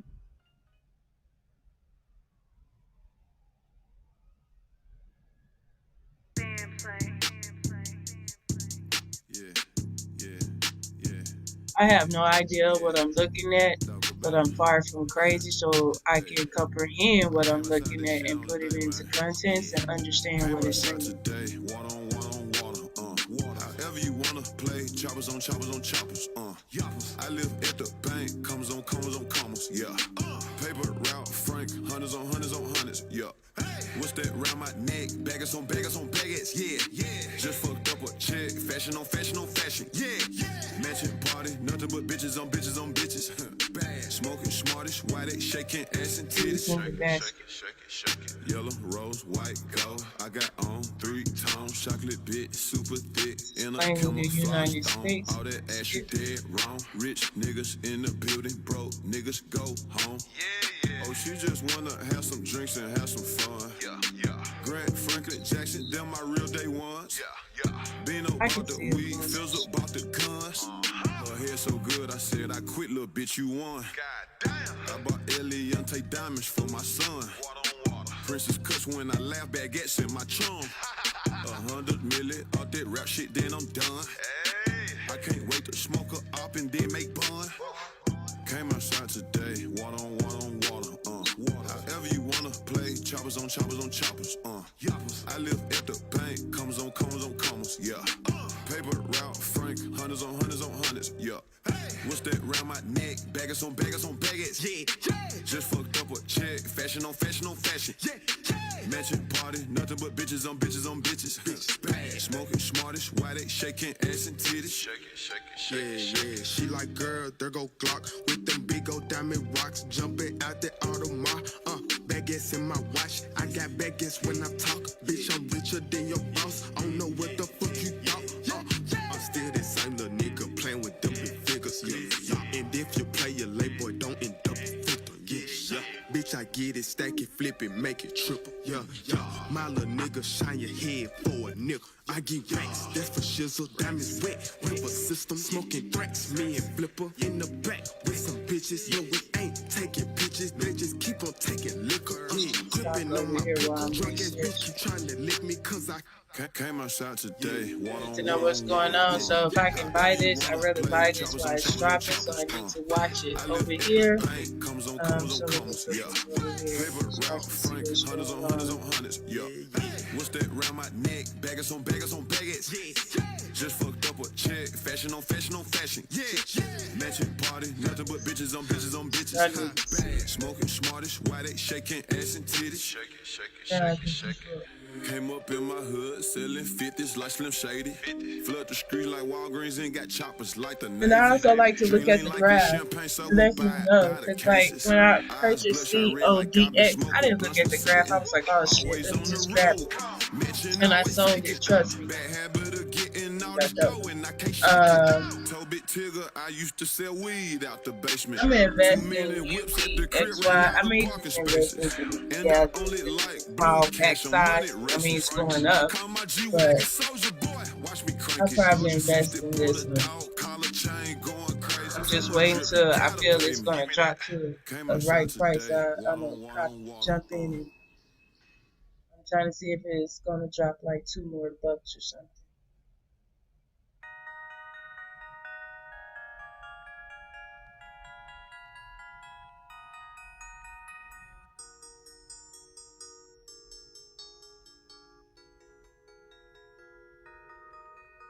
When you wrist like this, you don't check the forecast, every day it's gon' rain. Yeah, made a brick do a brick, ain't whip up shit, this pure cocaine. Yeah, from the streets, but I got a little sense, but I had to go coop no brain. I ain't worried about you, I'ma do what I do, and I do my thing. Bought a brand new shoe, told her, kick rocks, don't stand too close, diamonds. Kickbox ain't red, me and gold, so I don't stop. I know they can catch me, but keep wishing you think I done turned into a fiend for these bitches. Tryna stuff as much as I can, and these bitches make your bitch fuck on my man. There's no difference, I ain't never pop no Zan. I sip scissor. If I ever have to turn on the gang, I won't do it. If I put it on a song, I send it a bend through it. I can't put it in my song, I know how to fed go. Scream free out of the house, but I ain't no fam gon' Gave my mama 10 bands, sent it to Cancun. Got the crowd going down, but I ain't no damn fool. If I went in there and did it, it made it, you can too. We done came a long way from broken shoes. When you wrist like this, you don't check the forecast, every day it's gon' rain. Yeah, made a brick do a brick, ain't whip up shit, this pure cocaine. Yeah, from the streets, but I got a little sense, but I had to go coop no brain. I ain't worried about you, I'ma do what I do, and I do again, a way to UDXY. I want to see if it's gonna drop. See, I need to drop that. Patience is the virtue. I'm gonna try it. From the streets, but I got a little sense, but I had to go coop no brain. I ain't worried about you, I'ma do what I do, and I do my thing. Got $250,000 in a book bag, new era, I'm a dope boy, no cap. I'm living my best life for real. Just left the dealership, no tag. If we opposite, it won't work, it won't last. Get the opposite knocked off, toe tag. I ain't been home in a month, got my whole mad. They need me in the trap, but I can't go back. I jumped out the port with $100 slab. I got M's in the bank, give a damn what they think. Everybody ever shot my shot, they call it. Everything you ever see me riding, bought it. Big dog status, I ain't gotta sell drugs. Put my craft in the rap, then I took off, yeah. New G-Wagon, no key, this a push start. I can hit the gas, make it disappear. When you rich like this, you don't check the forecast, every day it's gon' rain. Yeah, made a brick do a brick, ain't whip up shit, this pure cocaine. Yeah, from the streets, but I got a little sense, but I had to go coop no brain. I ain't worried about you, I'ma do what I do, and I do my thing. When you rich like this, you don't check the forecast, every day it's gon' rain. Yeah, made a brick do a brick, ain't whip up shit, this pure cocaine. Yeah, from the streets, but I got a little sense, but I had to go coop no brain. I ain't worried about you, I'ma do what I do, and I do my thing.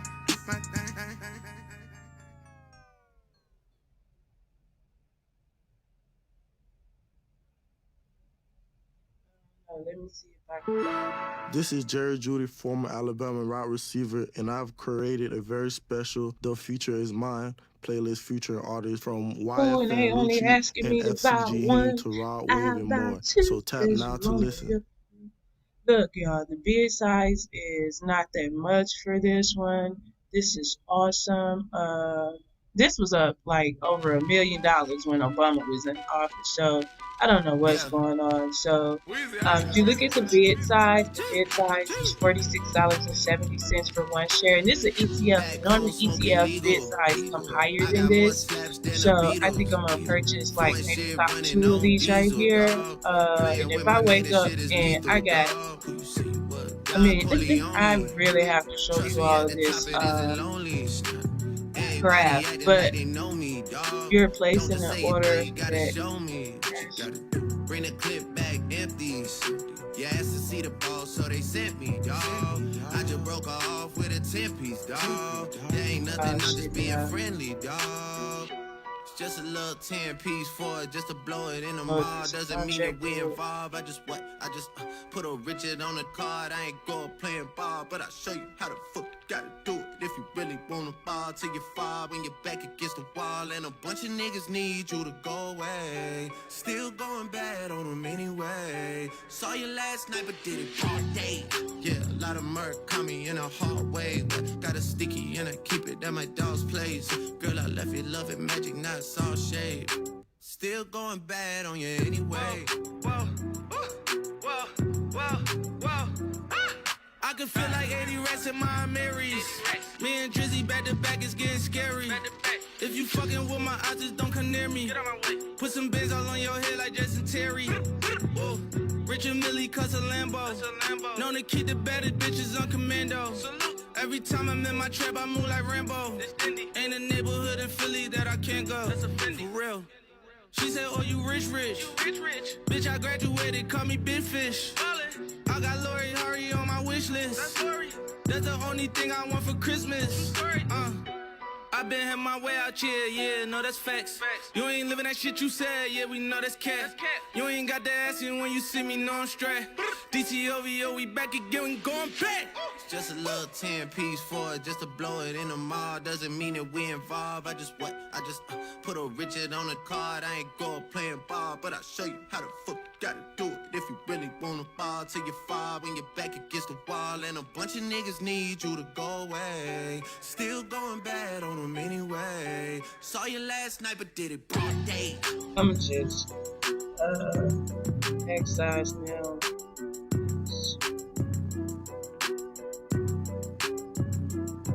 Crazy.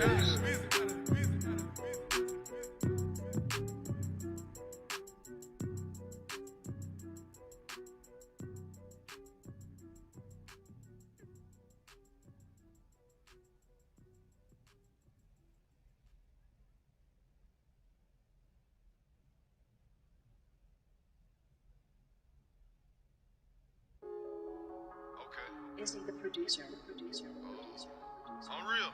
You fake. I'm the same nigga used to front your big brother. I'm the same nigga first time you ever seen me, I was in the coupe. I got gelato in the air. I got money everywhere. This bitch blowing up my cell. Broke her heart and I don't care. I got pretty bitches walking around in their underwear. Bells of kush, that's all I sell. I fuck bitches by the pair. They say he ain't playing fair. That boy, that be fresh as hell. All this fucking ice all on me. That bitch couldn't do nothing but stare. I got gelato in the air. I got pistols everywhere. They say God don't like hate. I might send that boy to hell. Smoking on some shit that you can't get inside my Rari with a Barbie. Yeah, he young and he rich and retarded. Sitting at the house and I just turned it to a party. Got some bitches and some molly. When I'm beefing, I don't squash it. Old rapper from the other side of town was hating, so I fucked his baby mama. Now he sick. You did. In the club, standing on top of shit and smoking gelato. Pouring up activists, giving bitches gold bottles. Got a lot of scales, a lot of work, a lot of chains on. no shirt. Hey, I been counting too much paper, it got my hands hurt. I'm in the back, she laughing at the haters, close the curtains. I got gelato in the air, I got money everywhere. This bitch blowing up my cell, broke her heart and I don't care. I got pretty bitches walking around in they underwear. Bells of kush, that's all I sell. I fuck bitches by the pair. They say he ain't playing fair. That boy, that be fresh as hell. All this fucking ice all on me, that bitch couldn't do nothing but stare. I got gelato in the air, I got pistols everywhere. They say God don't like hate, I might send that boy to hell. I just left the bank, I do what you can't. I just drunk a pint, you should be ashamed. Yo bitch gave me brain, in a turning lane. Heard you got a hit on me, I hope they got a good aim. Pussy, I got on 6 chains, 3 big diamond rings. Trap nigga with 100 mil later, I'll still be the same. Hey, all I do is smoke weed, I'm covered up with double G's. Same room, sold 100 P's and had a threesome at the double tree. Gelato in the air, I got money everywhere. This bitch blowing up my cell, broke her heart and I don't care. I got pretty bitches walking around in they underwear. Bells of kush, that's all I sell. I fuck bitches by the pair. They say he ain't playing fair. That boy, that be fresh as hell. All this fucking ice all on me, that bitch couldn't do nothing but stare. I got gelato in the air, I got pistols everywhere. They say God don't like hate, I might send that boy to hell. Hey, man, I remember my plug asked me, man, how you get all that motherfucking money, young nigga? I said that how it is when you the king of your city, man. Yeah. King shit. Yeah, I purchased an ETF, and I don't know what I did, but this is a long-term shot now. Sign and agree. I'm like, what the fuck? Let me get back to it. It was something new for me. Like, that's my second ETF, but I never had to sign something for that. But let me just let you look at this ETF here.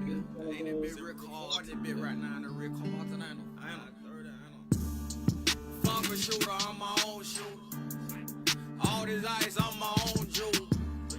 6 lawyers and they all jewelry. I'm the star, bitch, it's my move. Pinky ring, 250 on it. Guess it's safe to say, okay, so as you see, bid size right here. Well, let's start at the net assets. I have seen some $1 billion net assets here, so it is negative for total year performance. But the bid size is to $47.34 for 2. So I guess I signed a contract just for these 2 right here, and it was an X size of $47.34 for 1, but I actually purchased mine at $47.02. So I was like, I was trying to get it right at 47, but when I purchased it, I wasn't looking at the graph, and it had dropped $2. If so, I would have refreshed the symbol to try to get it at the lowest price, but let's see what price it is. Okay, so you see the lowest it has been was $10.40, so it has been gradually increasing, and it's just a slow growth. Right before this happened, it was at $135. Let's look at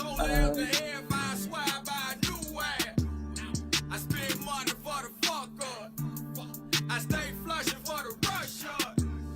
I wanna have me about 10 kids, give them a meal and peace and tell them I do what your daddy did.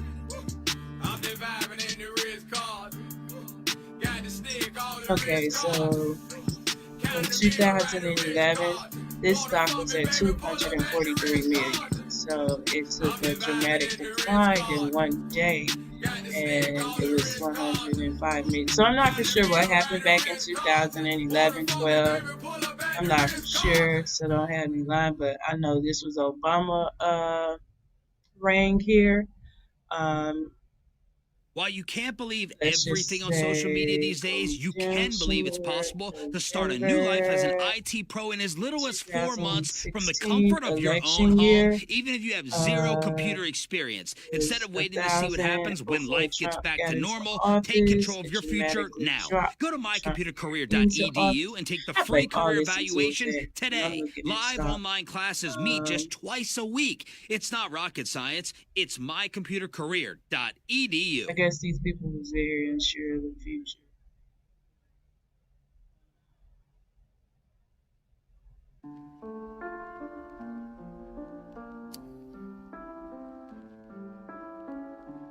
If it ain't anything, it'll eat 100 bucks.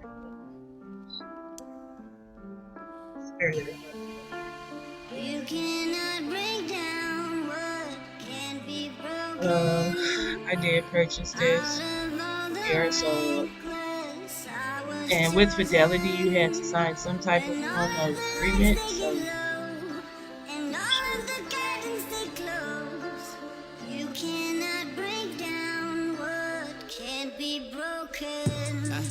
They could do all they can do, but they can't break unbreakable. They scared to face the truth because they hate the view. They taste the juice, I hope it make them puke. I'm breaking loose, should I throw up the deuce or should I wave the deuce? In 1982, my mama take me to a space shuttle. Say now I'm raising you, and ain't no baby food unless you go and take the neighbor's food and be afraid of poo. I made the loot when money went from almond green to navy blue. I said salute, bulletproof, I gave them proof. Sometimes feel like my head is screwed, twisted like tornadoes too. Man, I'ma need some crazy glue. Her walls is what I'm breaking through. Her nails, she gon' break a few. You could never break me down, and I can't hit the brakes for you. I'm not signing another contract.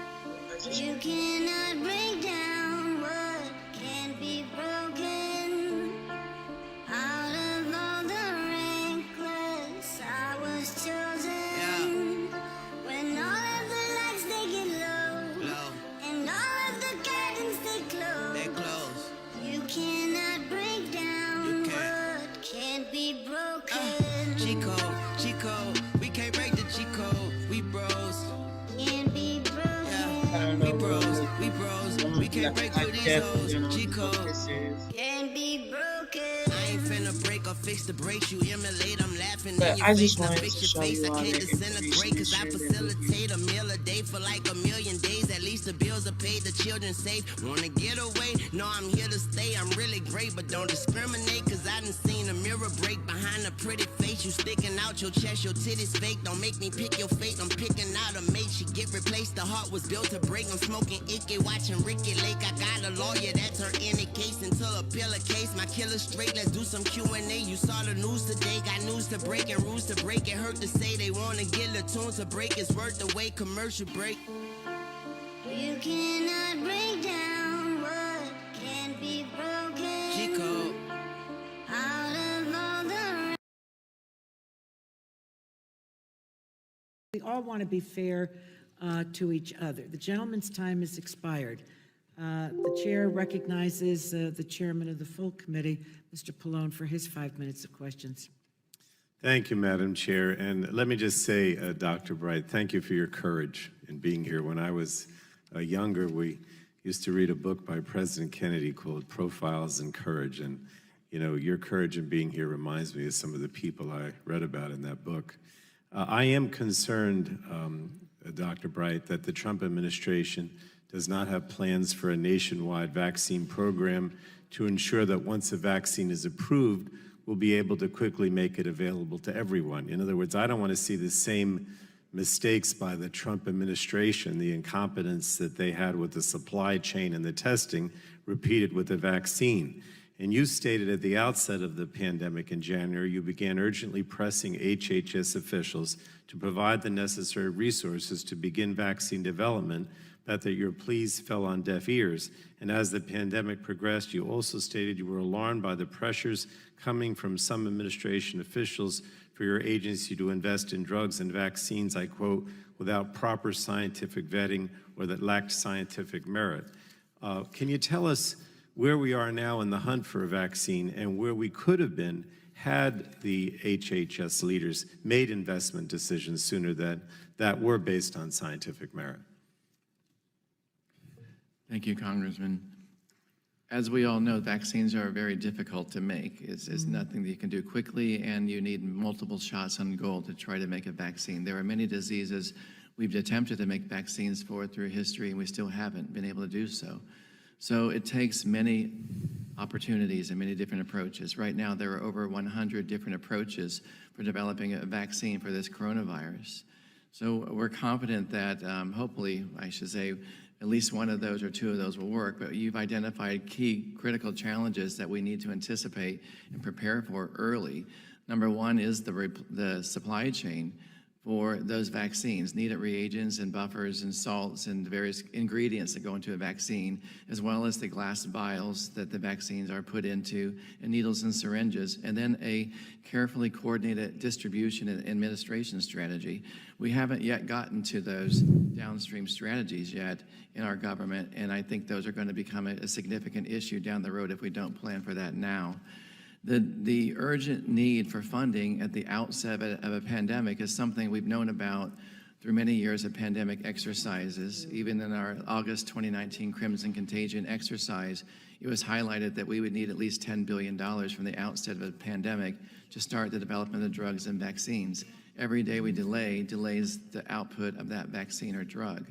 And so in those early days, my first meeting with Secretary Azar, I asked for funding for people and for those viruses, the three critical things to get the vaccine started. It took some time to get the funding available through various processes. But what BARDA did is we began to look internally at other contracts and other programs we had to redirect some available funding, some minimal funding, to even as early as January, be able to initiate contracts or agreements with some companies to start working on those vaccines as soon as possible. It's because of those actions now that not only have those vaccines started and made some progress, but also the United States has a placeholder with some of those companies to be able to place orders for those vaccines when they are available. And we did everything possible to ensure that those investments were in companies that would build capacity in the United States to manufacture those vaccines. We had to get in line first, even when the money wasn't fully there to complete the development program. That's what we did. But I guess my concern is, I've been very critical of administration in terms of their, I call it incompetence with the supply chain, with lack of testing. I'm afraid the same thing's going to happen with vaccines and the distribution. I mean, should I be concerned based on your experience? Absolutely, sir. We're already seeing those challenges with limited doses of remdesivir, with data that we're getting that remdesivir has some benefit in people. And we have limited doses, and we haven't scaled up production, and we don't have a plan on how to fairly and equitably distribute that drug. If you can imagine this scenario this fall or winter, maybe even early next spring, when vaccine becomes available, there's no one company that can produce enough for our country or for the world. It's going to be limited supplies. We need to have a strategy and plan in place now to make sure that we can not only fill that vaccine, make it, distribute it, but administer it in a fair and equitable plan. And that's not the case at this point. We don't have that yet, and it is a significant concern. Thank you. Thank you, Madam Chair. The gentleman yields back. I now have the pleasure of recognizing the ranking member of the full committee, Mr. Walden. For his Thank you, Madam 5 minutes Chair. of questions. And again, I thank the witness for being here. I want to get some clarification here. So BARDA's job is to do the vaccines, right? That is one of BARDA's roles, yes, to support industry to make the vaccines. Okay. Is it BARDA's responsibility to direct the personal protective equipment acquisition distribution, the PPE? Is that part of your responsibility at BARDA? BARDA plays a role in pandemic preparedness for our nation, and we prepare and align and exercise with our other federal agencies. We also are familiar with the critical gaps in the supply chain. Okay. So while BARDA isn't responsible for procuring those items for the Strategic National Stockpile, we are aware of those shortages and those needs. What I was doing in my capacity as BARDA director was raising those concerns and needs with the appropriate group within ASPR, the Strategic National Stockpile. But ASPR basically has the responsibility to go do that, right? That's not your direct responsibility. You're obviously in this discussion, but that's not housed right in BARDA, correct? It's my responsibility to raise a significant concern about a limited supply or a shortage that I think will affect the lives of Americans. Did you raise that concern with people up here on Capitol Hill? And if so, who and when? I raised that concern with my leadership, sir. I raised it with the appropriate folks in the Strategic National Stockpile and our Critical Infrastructure Protection Program. Not up here? My role was to raise it to my supervisor, Dr. Cadillac. I also did raise that concern, though, in the White House with Mr. Navarro. Yeah, I'm interested because we're passing these bills. In the future, I hope you would, or anybody out there listening in these agencies, if you're spotting something that's not working right, we need to know. Yes. On the first case of SARS-CoV-2 in the U.S., it was identified, I believe, in January 22nd in Washington State. CDC put the positive specimen in culture that day, correct? I believe so. I think it's January 20th. Okay. It's my understanding the samples from the virus were made available to the U.S. government and that the CDC expanded the virus stocks between January 29th and February 3rd and shared the BEI on February 4th to enable broad sharing. Now, according to your complaint, after virus samples were available to the U.S. government from the Washington State case, and potentially even after the CDC's effort to grow the virus and then share with the BEI biorepository, you were still seeking to obtain a sample of the virus, correct? That's true, sir, but we need more than one virus. Right, I'm going to get to that. Why were the strains not available within the U.S. government, not available to you? Were they available to you? Sir, I was asking for viruses in January because we wanted to make sure that we had a head start on developing the vaccine. Yeah, no, I get that. When they became available in February, I believe it's February 6th, through the BEI resources, right, then those were distributed to laboratories. Did you ask for the virus sample from Washington State that Absolutely. Was part of that? You did? I and Okay. BARDA did. We asked to make sure we had access to those viruses, and they were distributed to the right laboratories and the right companies. And where did you ultimately get the virus that you distributed sample? Some of those viruses came from the BEI resources at NIH, and some of those viruses came from laboratories that received the initial seed from CDC. Okay, that's helpful to know. In some conversations I've been a part of with some at NIH, they indicated that the real key here was to get the DNA sequence, which China did eventually put up, I believe, at the end of December, early January. And that in terms of going after the vaccine, it was that sequencing that really mattered most to get started on vaccine development. And there are other scientists who are very distinguished who believe that the delay in getting the virus sample actually didn't set them back. Is that an accurate assessment, or do you just have a disagreement in that view? And I know scientists disagree, so do we up here. But I'm kind of hearing that having the sequencing really mattered most, and getting the virus important, but did not set them back in proceeding to get the vaccine and vaccine development underway. So China posted the first sequence on January 11th, I believe, and made it available January 10th or January 11th. It's important to understand that the sequence is available, when a sequence is available, some companies with some technologies can get started with that sequence information. And you did still they? are vulnerable because you have another country in their laboratories that posts it on the internet or a database of their sequence. So there could still be challenges, especially for national security, about the integrity of that sequence. Yeah, before my time runs out, it's run out. I was just going to ask, did they begin efforts at that time once they got the sequence? The NIH began efforts on a synthetic messenger RNA vaccine candidate. However, without the viruses, you really cannot tell if the neutralizing antibodies elicited by that, or your diagnostics, or your therapeutics can actually work. You can try to synthesize a virus with a sequence, but it's never going to be representative of the actual virus. And we're spending billions of dollars on drugs, vaccines, and diagnostics. We want to have the most credible information possible. Right. Thank you, Madam Chair. The gentleman yields back. Pleasure to recognize the gentleman from New York, Mr. Engel, for his 5 minutes of questions.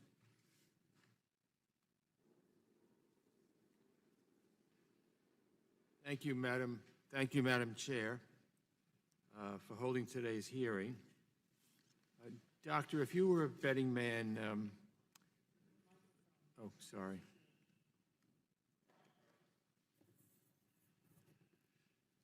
Thank you.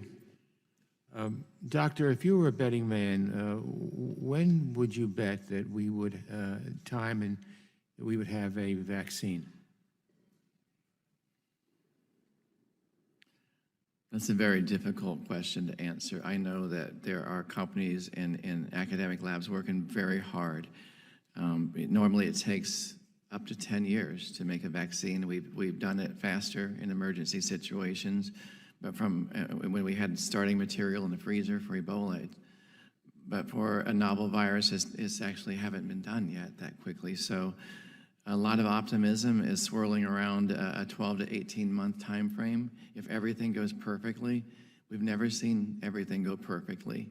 My concern is if we rush too quickly and consider cutting out critical steps, we may not have a full assessment of the safety of that vaccine. So it's still going to take some time. I still think 12 to 18 months is an aggressive schedule, and I think it's going to take longer than that to do so. 12 to 18 months from now, or 12 to 18 months from when this all started, the beginning of the year? It would be 12 to 18 months from when the particular manufacturers first received the material or information that they needed to start developing that vaccine. It's critical to note when we say 12 to 18 months, that doesn't mean for an FDA-approved vaccine. That means to have sufficient data and information on the safety and immunogenicity, if not efficacy, to be able to use on an emergency basis. And that is the consideration that we have in mind when we talk about an accelerated timeline. Thank you. I represent in New York, Bronx County and Westchester County, which are at the epicenter of the U.S. Coronavirus outbreak, New Rochelle, New York. While New Yorkers have really rallied together in support of their neighbors, the administration has failed at every turn. The President has sidelined our best scientists, pushed baseless conspiracy theories, and more recently prescribed unproven remedies like Lysol to suffering Americans. Since the early days of the outbreak, the President encouraged doctors to prescribe chloroquine to suffering Americans despite a lack of evidence supporting its use. On April 24th, the President's hand-picked FDA commissioner even came out against the use of chloroquine for COVID-19 cases. Doctor, what are the dangers of chloroquine if prescribed incorrectly, and what happened when you raised the issue of chloroquine use in coronavirus patients with HHS leadership? Congressman, our concerns centered around the potential use of chloroquine in people who were infected with this coronavirus. There are data of the effective use and safe use of chloroquine in malaria patients and other patients and other indications. We also knew that there were potential safety risks with chloroquine to cause irregular heart rhythms and even in some cases death. So our concern was with limited information and knowledge, especially of its use in COVID-19 infected patients and the potential for those risks, then we should make sure that any studies with that drug were done in a carefully controlled clinical study under close watchful eye of a physician so they could respond to a patient if they did experience one of those adverse events. There wasn't sufficient data at that time to support use of this drug in patients with COVID-19 without close physician supervision. And when you raised that issue of chloroquine use in coronavirus patients with HHS leadership, what happened to you? You were removed as a director of BARDA. Is that not true?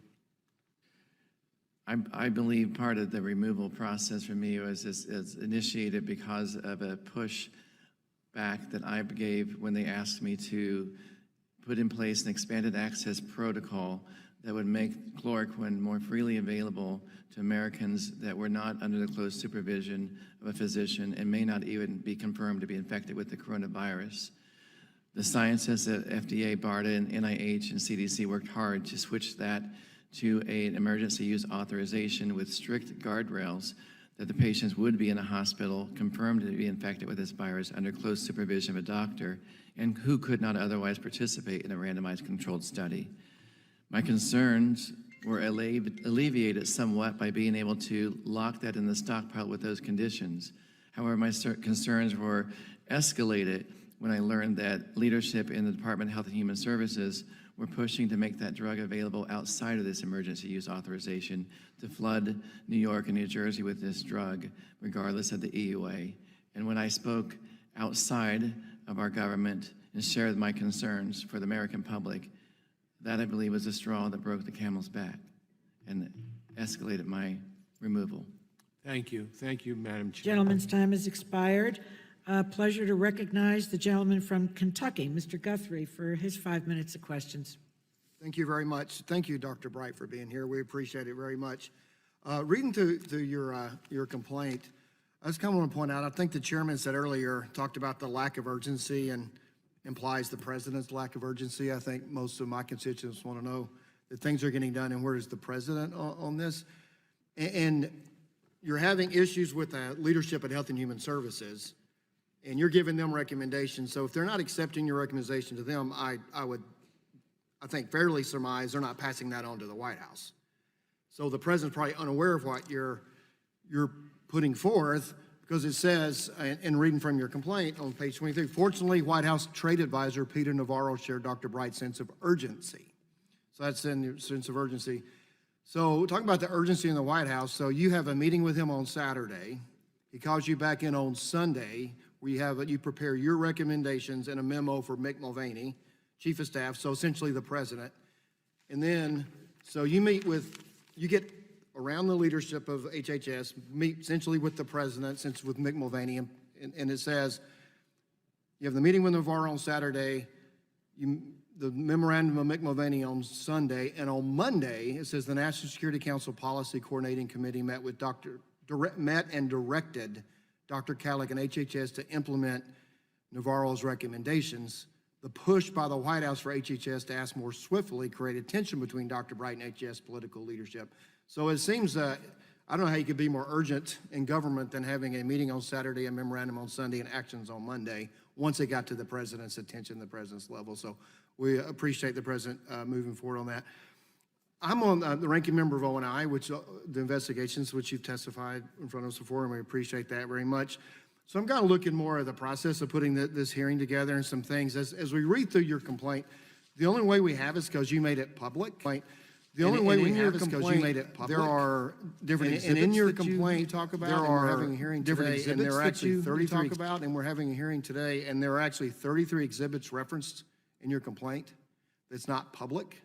I think we got them from the majority through the Washington Post or something like that. That's how we were made documents available for this hearing, in my understanding. So the 33 exhibits that are not made public that are referenced in your complaint, would you make those available to the committee?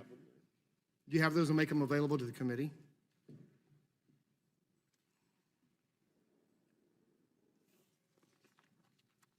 If we're using your complaint for this hearing, we need to have the documentation. May I address that? The chair, I don't have a problem with you addressing. Yes, we will take that under advisement and get back to you. Okay. Also, when we read through the There may be privacy considerations in some of the documents, so we do need to look at these documents carefully. So also, if we read through the email chains that are made available, some appear complete, but some truly aren't. They're apparently not full email chains. And so you will wonder if the context of the email would relate to the inferences taken from the emails. Would you make all the complete email chains available to us? I'd like to address that as well, which is a problem is when Dr. Bright was removed from his position, he was locked out of his email. He does not have access to his full email. So the email chain, so the email chains that you have available, we have. That's correct. I He can does address not have a full set of his email. I can address this too. And that's exactly right. So I was immediately locked out of my email on April 20th of this year. And so I didn't have full records available to me on that. However, I believe I laid a solid foundation in my complaint, as detailed as I could be, for the Office of Special Counsel to be able to conduct an investigation. I believe as part of their investigation, they'll be able to access those emails and individuals to get a full story and get the full information so they can get to the bottom of it. It would have been helpful for us as well. Have you shared any of these exhibits with the majority that's not been shared with us in the minority side? Sir, I believe you have probably what's available in the public domain, and I believe the rest has been submitted to the Office of the Special Counsel, and I haven't made it available to anyone directly. To the gentleman, the minority and majority members all received the same packet of information. Which is available to the public. That was available, that was in the public domain. So just one more, are there any other documents in your possession or accessible to you that are not included as exhibits in the complaint, but are nonetheless relevant to your allegations? If so, will you provide those to the committee? I believe I've provided the information I have available to me at this point. If I had access to my email from HHS, there might be additional supporting information in that email. I do not know the status, if that's been deleted or wiped, or I just haven't had access to it since April 20th. Okay, what you have access to. I appreciate your answers. Thank you very much. I yield back. The gentleman yields back. Pleasure to recognize the gentleman from North Carolina, Mr. Butterfield, for his 5 minutes of questions. Thank you, Chairwoman, and to you, Dr. Bright, thank you, sir, for coming today, and thank you, most importantly, for your 25 years of public service. Dr. Bright, I'd like to ask you about your efforts to address supply shortages for administering COVID-19 tests. According to your account, as COVID-19 testing ramped up, you asked for an inventory of the strategic national supply availability of testing supplies, including swabs, viral transport materials, and extraction buffers. You learned that the national stockpile did not stock these items. After that, you learned that FDA's source of swabs was a manufacturer in the region of Italy, which was the center of the COVID-19 outbreak in Italy. It is my understanding that this information then prompted you to reach out to the DoD agency that had previously assisted your office with international transportation of supplies related to Ebola. My question is, why, sir, did your office contact DoD at this point? Sir, it was quite a surprise to me that the urgent ramp-up of the testing did not include full consideration of all the critical supplies needed to support that ramp-up of testing, including those materials you mentioned, swabs, viral transport media, buffers, et cetera. And I was quite alarmed to learn from sitting behind CDC Director Redfield that we were going to experience this shortage of swabs. And I was even more surprised that our strategic national stockpile did not plan or have any of those in supply. So my urgency to find a solution to that was supported by the FDA director of the Center for CDRH, who does devices and diagnostics at FDA. And once I confirmed that there was a shortage, it was critical that we find a solution.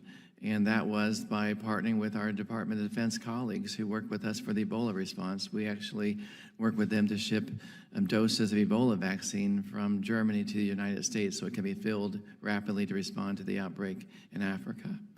So it was a natural occurrence or response for me and my colleagues in BARDA to come up with a solution to that critical supply chain. Let me ask you this, were there any restrictions in place in Italy that would require Secretary Azar to move forward with the request to DoD? What we needed to enact that air bridge with Department of Defense was we needed our Secretary Azar to make a request of the Secretary of Defense. And I and my colleague, Dr. Gary Disbrow, raised this issue at our senior leadership meeting with Dr. Cadillac, who chairs that meeting, the ASPR. And it clearly was not a topic that he wanted to discuss on that day. And actually, we were rebuffed by him saying that he did not really want to talk about swabs right now. And both Dr. Disbrow and I raised this concern repeatedly in that call.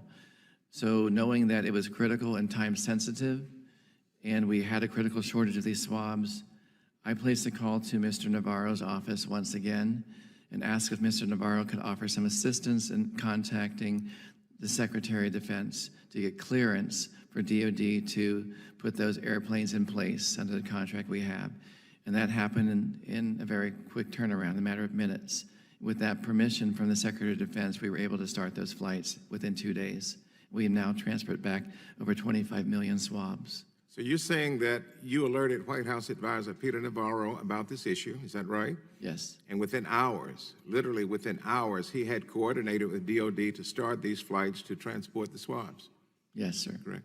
This seems like a logical response to the analysis that you provided. What is truly perplexing to me is why anyone would resist such an initiative.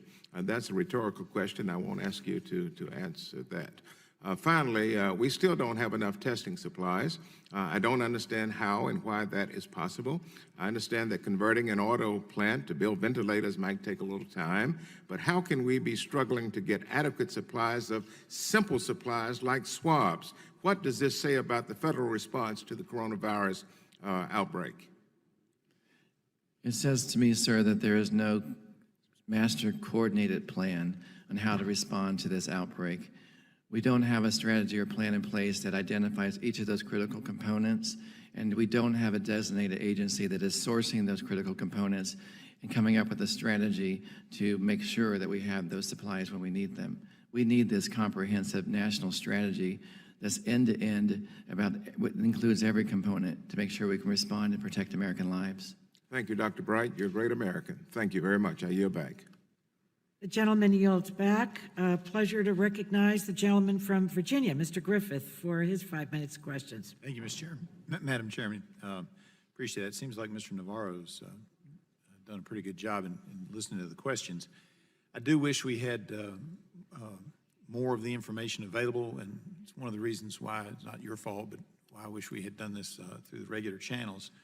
But I would ask this on some of the questions that were just asked about supplies being available. I kind of got the impression from prior testimony that Project BioShield, which you urged us to put money into, and we put $700 million in 18 and 735 in 15 and 19, was supposed to take care of some of that. Am I misunderstanding Project BioShield? Project BioShield is used to invest in late-stage development of drugs and vaccines, for the drugs. primarily, and some diagnostics. And So that didn't help on this at all? It didn't help on this at all, sir. All right. Now, that being said, and I did say, you know, and I would hope that we would have had everything available to us, and I understand that may not be your fault, but it does create issues. But everything's going crazy. The people have all kinds of things going on. And this hydrochloroquine comes up, and there's some email exchanges, and Exhibit 54 from your documents indicate that Christopher Houchins writes, and he says, you know, we should probably take a look at this. I'm paraphrasing, but the line I took out of it was, especially when we have few or no options. One of the frustrations I have had for years with our community trying to respond to all kinds of different diseases is we want to have the double-blind studies in place. We want to have all the science there, which makes sense if you have an alternative. But when you have few or no options, it seems to me you would go after those things that are available.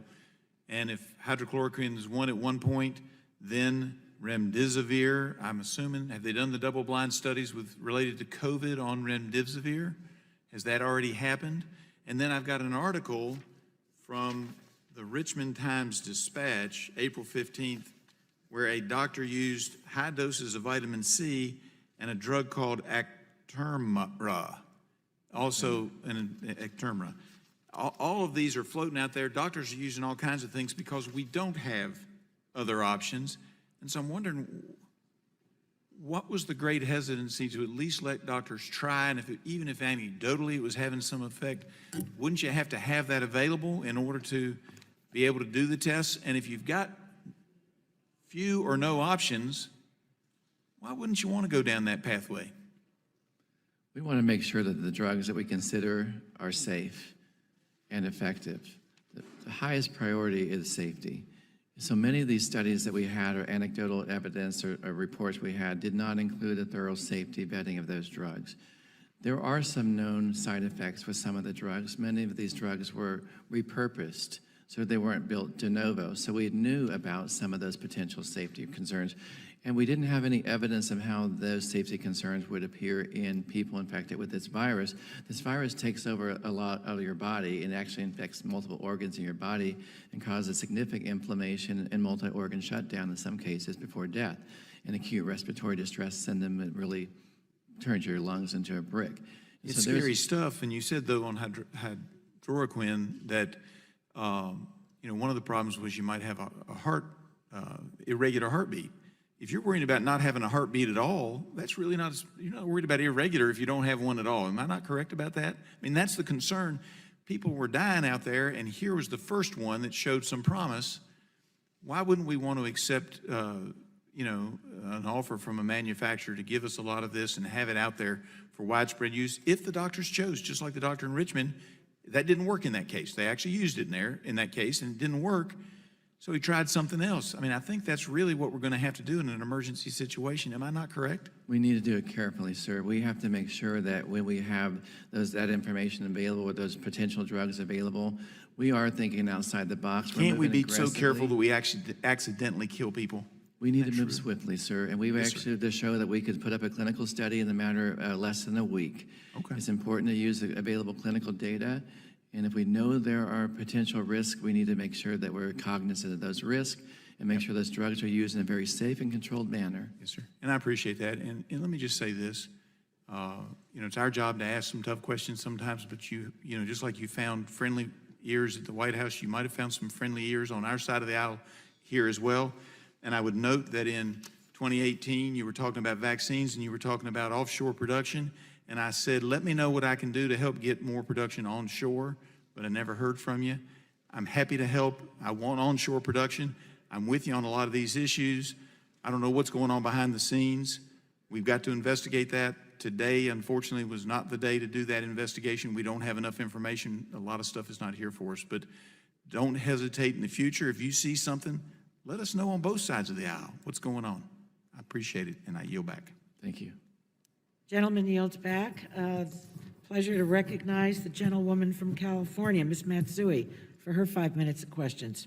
Thank you very much, Madam Chair, and thank you, Dr. Bright, for appearing before us today, and thank you for your public service. Dr. Bright, you described a series of missed opportunities that have left our country woefully unprepared for the pandemic's impact. Many Americans are eager to return to normalcy, as we can all understand. But to even begin safely reopening, we need widespread testing capacity, an organized contract tracing workforce, and a healthcare system that can handle further surge. And ultimately, a vaccine or therapeutic cure is required. I'd like to ask you a series of questions about your warnings to the administration while at BARDA. I'm hoping you can succinctly answer whether you believe each scenario will ultimately shorten or lengthen the time it takes for our country to safely reopen and recover from the coronavirus pandemic. On January 10th, you began pushing HHS leadership to obtain sequencing of virus samples. Given the importance of these samples for vaccine and diagnostic development, has the administration's inaction shortened or lengthened our timeline for reopening? Those samples were critical to get started as early as possible. There was delay in getting those samples. That means there'll be delay in getting those countermeasures. So those countermeasures are critical to reopening our country. Okay. Throughout the month of January, you made HHS aware of the urgent need to increase funding to combat the virus. HHS leadership believed that BARDA's budget was sufficient. Has the delay of these resources shortened or lengthened our timeline for reopening?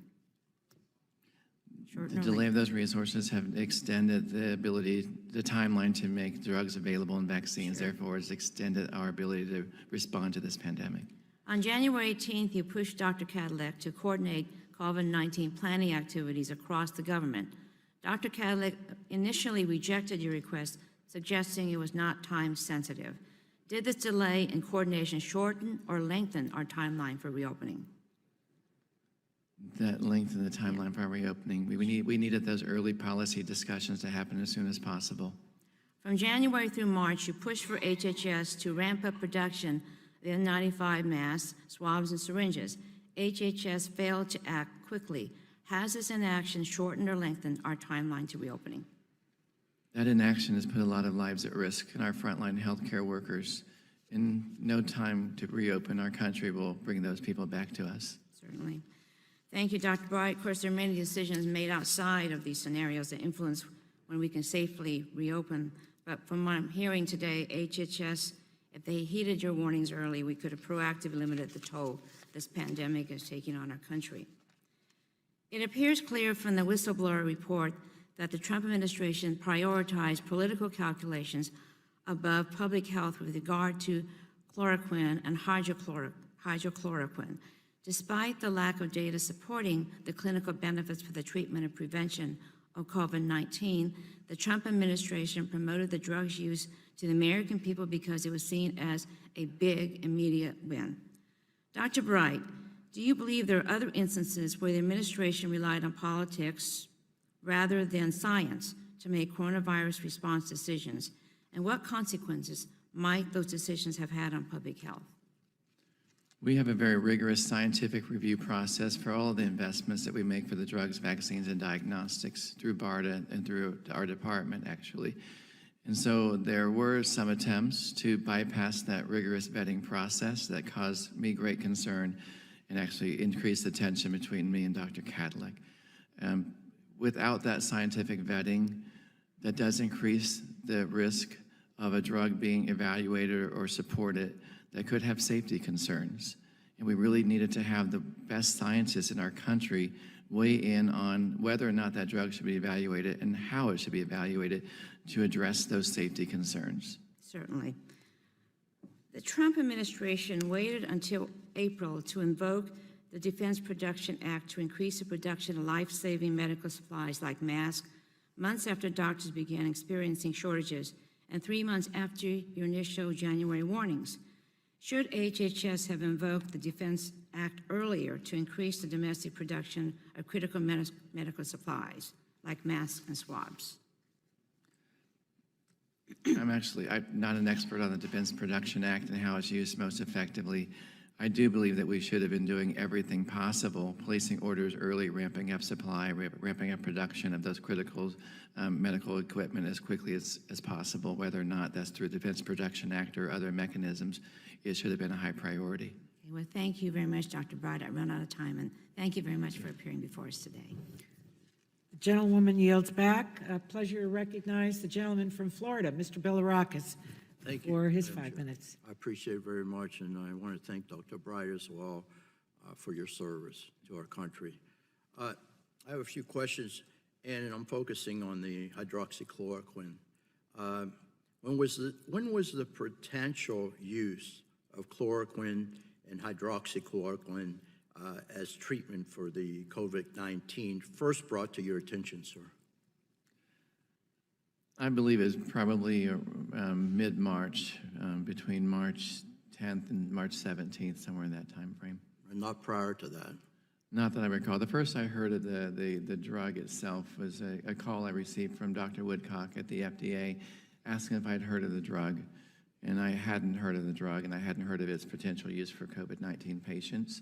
She said there might be something interesting to look at. And she forwarded a manuscript, a draft manuscript. I learned of the drug itself. So you weren't aware of any news articles and research papers in January discussing the potential benefits of the drug? I had heard anecdotal stories and reports, sir. You had? I had probably, I can't recall if I did specifically for chloroquine, but I tried to track the media and the scientific journal as well. However, I rely on the guidance of the science within HHS. And the first I had heard of that was from my colleague, Dr. Woodcock at the FDA, and then a summary report from our scientists at FDA, CDC, NIH, and BARDA that indicated that the evidence for its benefit was weak and the evidence for its safety concerns was stronger. And they did not believe at that point it was something that should be supported. Okay, now, again, what was your reaction personally? Did you think it was something worth pursuing initially when you heard it from Dr. Woodcock? Initially, I said I do believe, I trust Dr. Woodcock and her scientific judgment immensely. And if she mentioned that this is something that we should look at, then it's something we should consider testing in a randomized controlled clinical study, I would be supportive of the team reviewing that protocol and that information to see if it should be used. So, I understand, I've heard from experts, and I'm certainly not an expert in this area, that the drug, the one that we're talking about, in this case, hydroxychloroquine, if it's used First of all, timely, because I understand there's a window there as far as the patient, the efficacy of the drug. Have you heard this, that if it's administered properly, there's a small window there for the patient as far as risk is concerned? Can you elaborate a little bit on that if you've heard that? And again, this is not from a lay person, this is from an expert. We have seen heard of anecdotal data from different physicians that they believe they've seen benefit or patient improvement from use of this drug in either combination with antibiotic azithromycin or a combination with zinc or other vitamin C or other things, but there was never sufficient evidence from a randomized controlled study to show its benefit would actually outweigh the potential risk. That is why the NIH and probably 40 other institutions around the world are conducting randomized controlled clinical studies to look at the benefit either in late stage treatment or early stage treatment. Most of the data coming out from those clinical studies to date haven't shown an overwhelming level of evidence that it has benefits in those patients. Doesn't mean that it might still have some benefit in individuals or a case or two in different studies, or that physicians believe they see a benefit in their patients. But in the context of a randomized controlled study, we haven't seen an overwhelming level of benefit.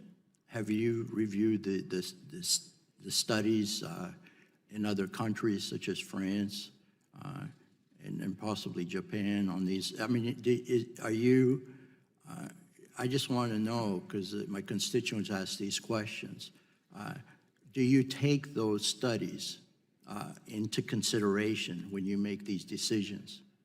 We absolutely do. We look at the quality of those studies. We look to see if they were done with the right controls in place and the right sample size. Was it statistically relevant, or was it just a few people, or was it 20 people, or was it 2,000 people?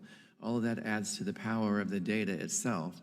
Many of the studies that we saw early only included a few number of patients, and so it was unclear, even from the description of some of those studies that were not in peer-reviewed journals, whether all the patients were treated the same, whether they had full participation throughout the clinical study itself. And looking at the statistical power of many of those studies, they were very small. So it's really difficult to understand the impact, the benefit. We also saw a study that the VA hospital conducted with hydroxychloroquine that showed people who were treated with hydroxychloroquine appeared to have a higher rate of death than people who are not treated with hydroxychloroquine. So that study too has weaknesses. No study is actually perfect. You take all of that evidence into account when you make a decision on how to further study the drug or how to use that drug. It's my understanding that not my constituent, but a U.S. citizen a veteran, was cured. Again, this is just from what I've heard from the drug. That was a late stage case, but I've also heard of early stage cases as well. So I wanted to get that on record. Thank you, Madam Chair. He yields back. Pleasure to recognize the gentlewoman from Florida, Ms. Castor, for her 5 minutes of questions. Thank you, Madam Chair. Dr. Bright, thank you for speaking out to save lives. I read your whistleblower filing, and I want to ask you about the N95 respirators. These respirators are essential personal protective equipment. They're not the cloth mask or surgical mask that everyday Americans are encouraged to wear by the CDC. Dr. Bright, are N95 respirators necessary to protect the lives of nurses, doctors, EMTs, and those on the front lines? Yes, they're required essential personal protective equipment to protect those frontline healthcare workers from getting infected. And this is not a hypothetical concern. Just last week, the LA Times reported a tragic story about a heroic nurse, Celia Marcos, who appears to have died because she lacked an N95 respirator when she rushed into a hospital room to try to save a COVID-19 patient who had stopped breathing. And this brave nurse is not the only one. According to another report, over 700 staff at just one Detroit area health system have tested positive for COVID-19, and the CDC reported over a month ago that over 9,000 healthcare workers had already contracted COVID and dozens have died.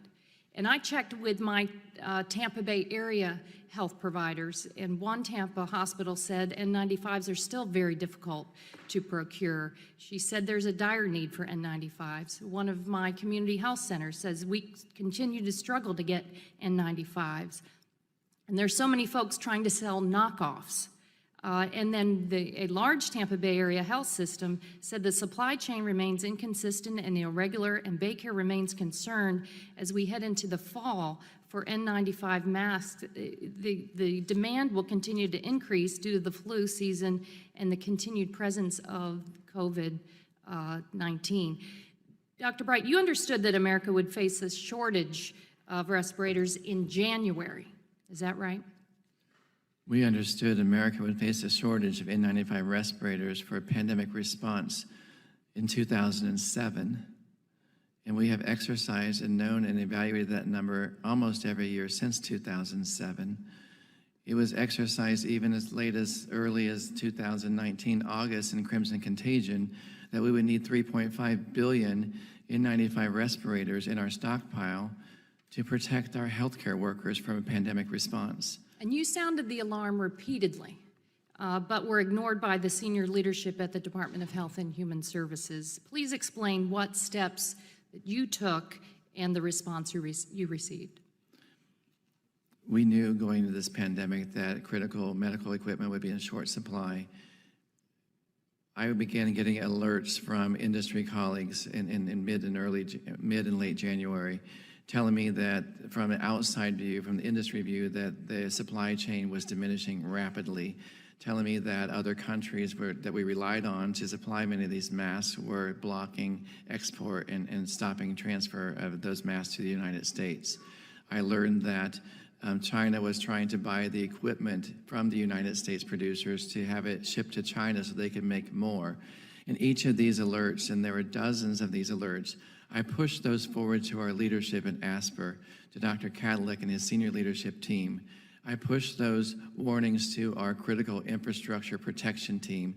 I pushed those warnings to our strategic national stockpile team, who has the responsibility of procuring those medical supplies for our stockpile. In each of those, I was met with indifference, saying they were either too busy, they didn't have a plan, they didn't know who was responsible for procuring those. In some cases, they had a sick child and would get back to it later in the week. A number of excuses, but never any action. It was weeks after my pushing that finally a survey was sent out to manufacturers or producers of those masks, a 5-page survey asking producers or companies if they actually made those masks. In your whistleblower filing, you discuss a February 7th meeting of the department leadership group at which you urged the department to focus on securing N95 masks. Can you describe what happened at that meeting? They informed me that they did not believe there was a critical urgency to procure masks. They conducted some surveys, talked to a few hospitals and some companies, and they didn't yet see a critical shortage. And I indicated that we know there will be a critical shortage of these supplies. We need to do something to ramp up production. They indicated if we notice there is a shortage that we will simply change the CDC guidelines to better inform people who should not be wearing those masks, so that would save those masks for our healthcare workers. My response was, I cannot believe you can sit and say that with a straight face. That was absurd. In fact, it took 3 months from your initial warnings until mid-April for the federal government to invoke its authority under the Defense Production Act to require the production of millions of more N95 masks. And even then, the administration required the production of only 39 million masks, which is far fewer than you and other experts said that we would need. What was the consequence of this 3-month delay and inadequate response? Were lives endangered? Lives were endangered, and I believe lives were lost. And not only that, we were forced to procured these supplies from other countries without the right quality standards. So even our doctors and nurses in the hospitals today are wearing N95 marked masks from other countries that are not providing the sufficient protection that a U.S. standard N95 mask would provide them. Some of those masks are only 30% effective. Therefore, nurses are rushing in the hospitals thinking they're protected, and they're not. Thank you for your courageous effort. Gentlewoman's time has expired. A pleasure to recognize our colleague from Indiana, Dr. Bouchon, for his 5 minutes. Thank you, Madam Chairwoman, and thank you, Dr. Bright, for testifying. I appreciate it. I was a cardiovascular and thoracic surgeon and been in healthcare for over 30-some years, so I want to comment on, I'm not going to ask a question about hydroxychloroquine. I just want to comment on how the medical community responds to this type of thing. Doctors across the country will use drugs off-label in a circumstance where they don't have or they don't see a viable alternative to that. And I think this is one of those circumstances. I'm hearing from doctors across the country. And look, I'm with you. You have to have double-blind studies. You have to have proof under normal circumstances. But in this situation, I think a little bit of understanding and leeway from the federal government is in order. We do want to ensure the safety. This is a drug that has been proven safe for many, many years in the appropriate doses. It does prolong the QT interval, as you've outlined, which can lead to cardiac arrhythmias if not used properly. But I mean, tell you, when states tried to stop doctors from using this, there was such a backlash, they had to back away from it because the physicians in the community wanted to use it. And so doctors like me out in the real world, if things are working, even anecdotally, they're not going to wait for the government bureaucracy to approve it. I just want to get that on the record. I'm just saying this is why doctors are using this drug. Whether it's right or not, data will show. But, you know, if 2 years from now we have the studies and we say, hey, that stuff really would have worked, and the government stopped that from being used, if I was a family of a person that was stopped from getting hydroxychloroquine, I'd be pretty mad. I want to talk about the supply chain issues and as it relates to PPE, the personal protective equipment. And I think there's enough blame to go around in the federal government about what happened there. For, you know, after H1N1, where national stockpiles were depleted, we didn't replenish them. We've had people on both sides of the aisle talking about this, and I think there's some blame to go around. But, you know, I don't want to be accusatory, but I do want to go over some of the facts about BARDA's situation as it relates to the masks, okay? And according to Washington Post report in 2015, the Obama administration and a company now known as O&M Halyard, H-A-L-Y-A-R-D, announced a project to develop rapid pandemic mask production line. According to federal contracting records in 2017, HHS signed off on a $3.3 million, with an M, payment to Halyard to build a machine that could churn out millions of protective respiratory masks at a high rate of speed during a pandemic. However, in September of 2018, CNBC reported that the machine was never built. And despite BARDA's $1.5 billion with a B budget, the Washington Post reported there wasn't money to pay for the project. Why was the project scrapped, and did you sign off on that decision? So that project with Halyard was to build a novel new machine to make a respiratory protection face mask faster, as you described accurately. Right. Actually, the technical team must have reviewed that proposal on the next step or the further investment in that machine. I believe that the investment to date was made to design the machine, build the blueprint of the machine, and I'm not even sure if it was to build the actual at that time, in September 2018, were you the head of BARDA? In 2018, I was the director of BARDA. Right, so did you sign off on the decision? Because I would expect a decision like that, a contract, money was allocated apparently from HHS to BARDA to do this. I wouldn't expect that to be scrapped without the director of BARDA signing off on that, right? So did you sign off on it? It's a yes or no question. Not necessarily scrap the project, sir. I don't know what the proposal was. That we rely on a very thorough vetting process in our contracting office. So that proposal to further continue that project never made it to me. So if it wasn't approved, it didn't make it through the proper vetting process in BARDA. The decision to end or continue that project was not brought to me. Okay, I find that surprising, but I'll take your word for it.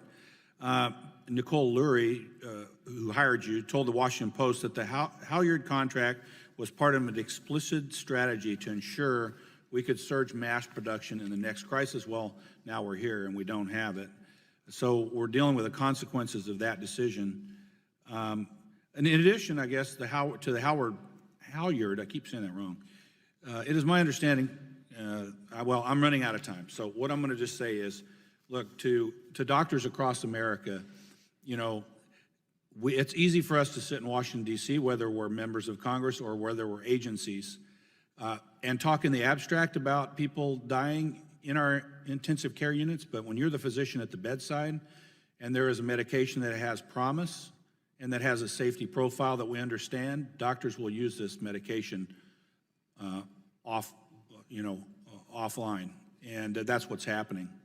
And, you know, whether that's right or wrong, we might take us years to prove, but in the meantime, people can die.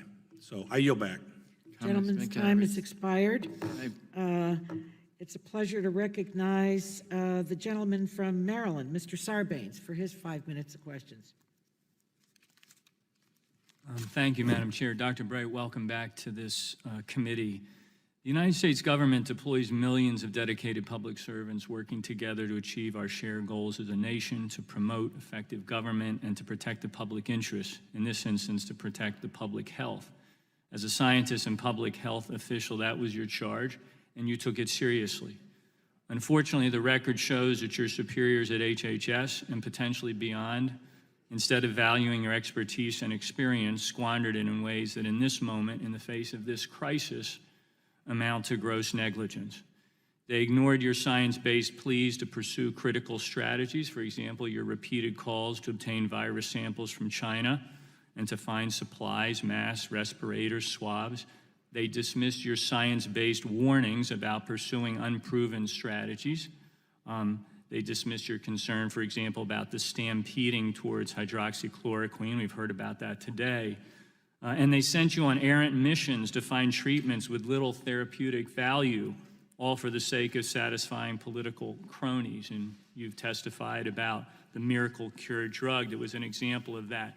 Ignoring, dismissing your input was not harmless malpractice, because there's every reason to believe that if that input had been heeded, particularly your pleas for action in the early days of the pandemic, it might have saved thousands of lives. I want to thank you for coming forward. I want to thank you for blowing the whistle on the misguided and chaotic response to this pandemic. I am sure there are specific conversations, emails, moments in time that you remember like they happened yesterday. The inflection points where if the response to your warnings had been heeded, things might have been different. And I'm sure they haunt you and keep you up at night. From January of this year, tell me about just one specific moment when you had that sinking feeling in the pit of your stomach because you were not seeing the response that you knew needed to happen. Congressman, I'll never forget the emails I received from Mike Bowen and indicating that our mask supply, our N95 respirator supply was completely decimated. And he said, we're in deep shit. The world is, and we need to act. And I pushed that forward to the highest levels I could in HHS and got no response. From that moment, I knew that we were going to have a crisis for our healthcare workers because we were not taking action. We were already behind the ball. That was our last window of opportunity to turn on that production to save the lives of those healthcare workers, and we didn't act. Listening to your testimony gives me chills because it all adds up to one inescapable conclusion. It didn't have to be this way. There was another path. Things could have gone differently. The federal response to the pandemic could have been much more effective. So here we are, at a moment when our country needs the kind of expertise and science-based guidance that you and others like you can offer us. These voices are too often being sidelined. Things are upside down. I advise you all that I was In doing you, we have research someone who and made the I, right call in the been early researching days cannabis. and has been removed So I just want from to your take position. you to this little While so many people who made the article wrong that call I was reading, still have their and jobs. Dr. Bright, when the counsel I'm that you and researching others offer is CB. cast aside, and I know you know this, Basically, it means that science and reason are also being just take cast the time aside. to read this little article. That's a And it dangerous gives you impulse. information It's about an attitude that other deprives our different country in entities this out. critical moment of any real chance of getting ahead of this pandemic. But hopefully we can learn from this. There's still time to put science and reason back into the national strategy for fighting COVID-19. We need people like you to help lead us through this. The federal response has got to get smarter.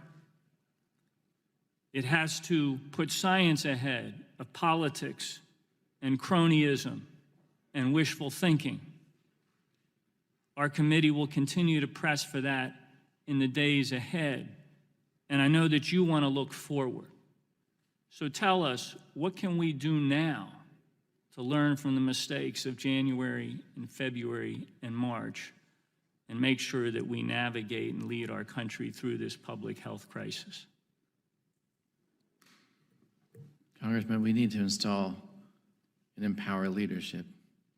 And we need to unleash the voices of the scientists in our public health system in the United States so they can be heard, and their guidances need to be listened to, and we need to be able to convey that information to the American public so they have the truth about the real risk and dire consequences of this virus, and they have the truth about the consequences of their actions if they don't follow those guidances. And we don't have a single point of leadership right now for this response, and we don't have a master plan for this response. So those two things are absolutely critical. I would also encourage Congress to ensure there is oversight in this response.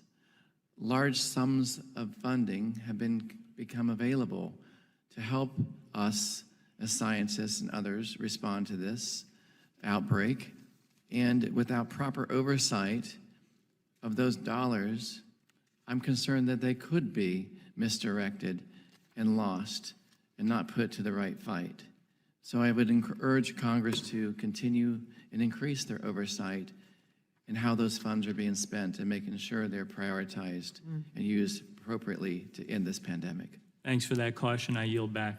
The gentleman's time has expired, and he yields back.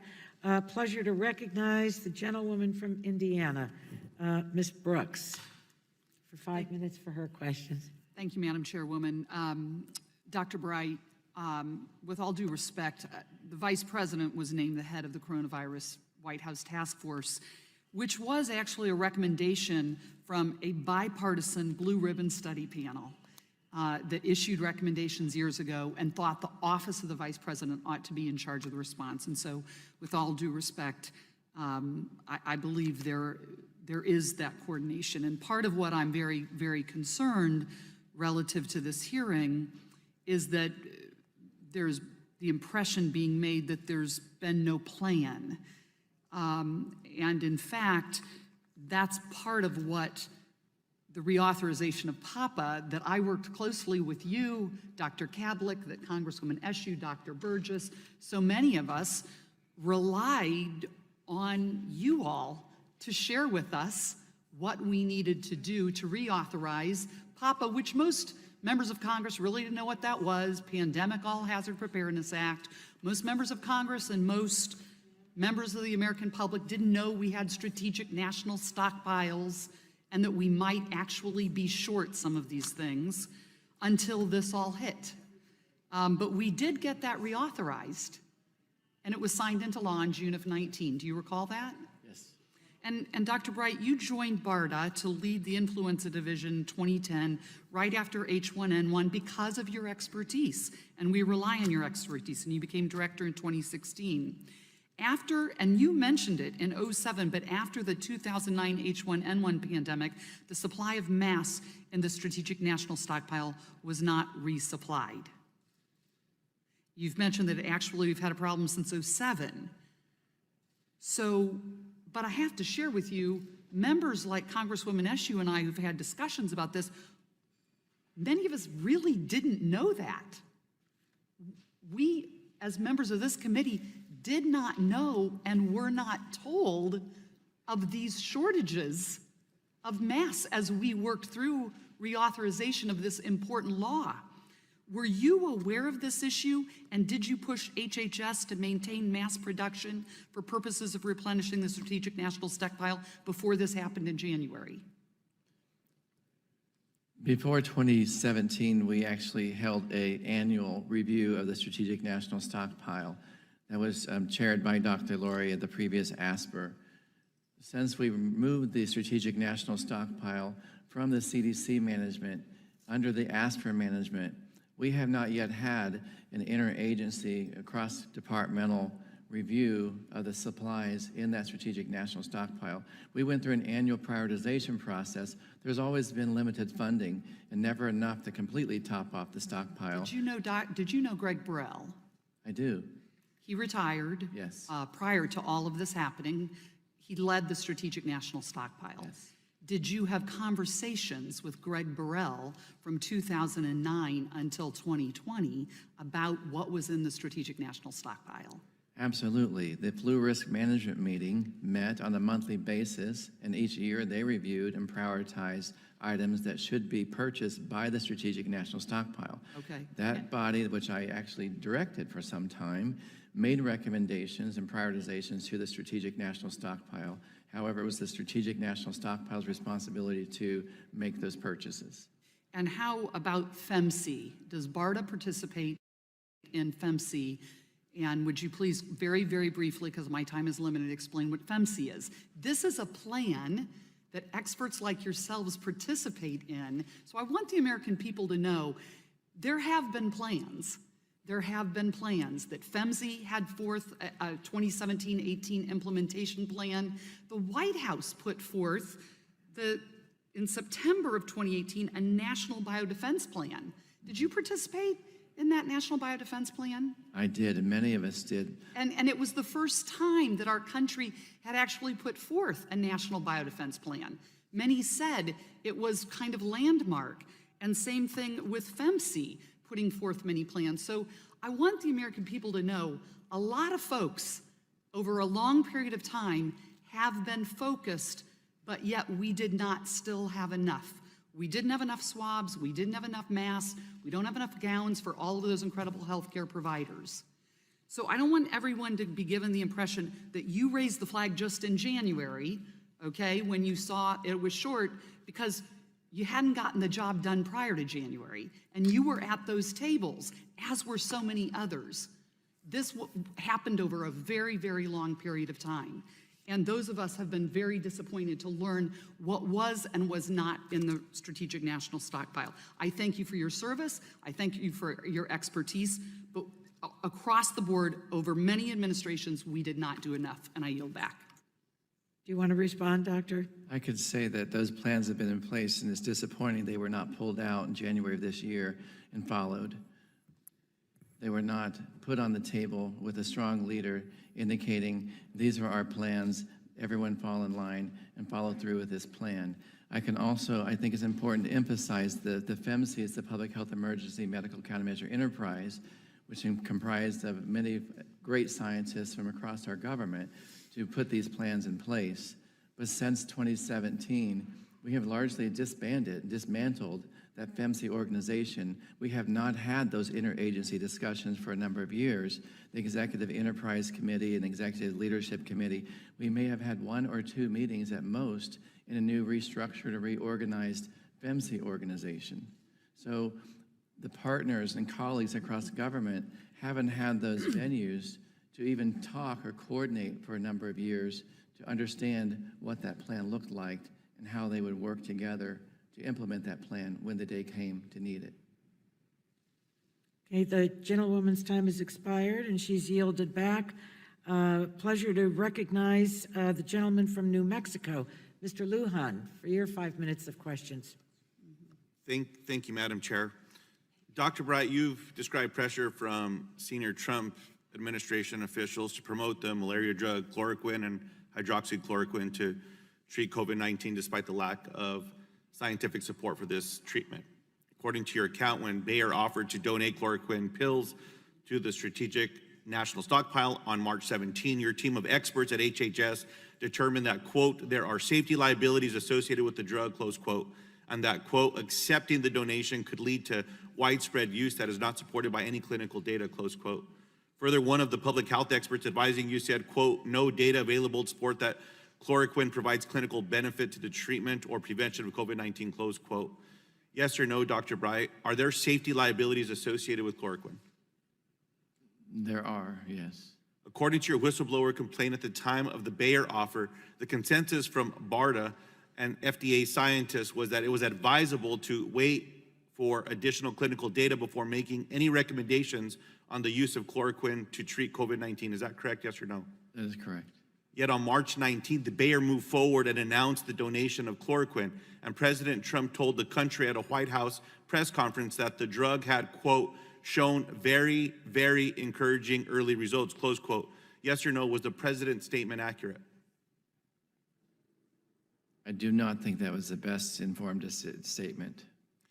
In that press conference, the president also said that the drug had, quote, been around for a long time, so we know things don't go as planned. It's not going to kill anybody, close quote. Yes or no, is that statement accurate? The drug had been around a long time for its use in malaria, but it had not been around for a long time for its use in COVID-19 patients. That's a different indication, different clinical outcome, and the drug can behave differently in those people. Yes or no, is it true that within days of that press conference, you received urgent instructions from HHS General Counsel passed from the White House directing you to obtain the authorization necessary to make the drugs widely available to the public? That's true. Yes or no, did the pressure from the White House and HHS General Counsel put you in a difficult position? Yes. And how did you handle this pressure while still trying to protect the American people? We had to come up with an alternate solution that our administration would accept. Yes or no, did the administration respect this compromise? They accepted eventually. The emergency use authorization option was accepted by Dr. Cadillac and the administration, yes. What I'm aware of, and I would agree with that the HHS Assistant Secretary for Health, Admiral Brett Goyer, on April 4 said this compromise, quote, matters not, close quote, and that the drug needed to go to pharmacies as well as hospitals. Dr. Bright, there are only 24 hours in a day, and every hour you and your team had to spend on chloroquine is an hour you couldn't work on fighting this virus. Yes or no, did the president's obsession with this issue distract you and others on your team from your mission of saving lives? The directive we received to prioritize and put an expanded access protocol in place within 48 hours was extremely distracting to dozens of federal scientists who were focused on the coronavirus outbreak. They had to set aside all other work to try to put together this protocol in the 48-hour directive time period. Yes or no, did it distract from efforts to prepare for this crisis, including securing PPE and ramping up testing and the production of other essential supplies? It distracted from their efforts in developing other vaccines and drugs and that they were focused on at that time. It was a different group of individuals who were focused on procuring PPE. Dr. Bright, just yesterday, the president questioned the testimony of Dr. Fauci when discussing children and schools. The president insisted that, quote, it has very, very little impact on young people. Dr. Bright, yes or no, do we know that the president's statement is accurate? There's a lot we don't yet know about this virus, and it's really concerning over the last few weeks that we're getting more and more data out of New York and other places where they've had high numbers of infections of the impact of this virus in children. Is very different presentation and outcome in children that we see in adults, and it's very concerning, and we don't yet have an answer for that, but we should proceed very cautiously and not have any hope or knowledge that we know everything about this virus. Dr. Bright, I want to end by quoting your testimony, quote, without clear planning and implementation of the steps that I and other experts have outlined, 2020 will be the darkest winter in modern history. The darkest winter in modern history. Yes or no, do you believe this administration is doing everything it can to prevent the darkest winter, and what more should they be doing? I believe there's a lot of work that we still need to do. And I think we need still, I know, we need still a comprehensive plan, and everyone across the government and everyone in America needs to know what that plan is and what role they play. There are critical steps that we need to do to prepare for that fall, for that winter coming. We do not still have enough personal protective equipment to manage our healthcare workers and protect them from influenza and COVID-19.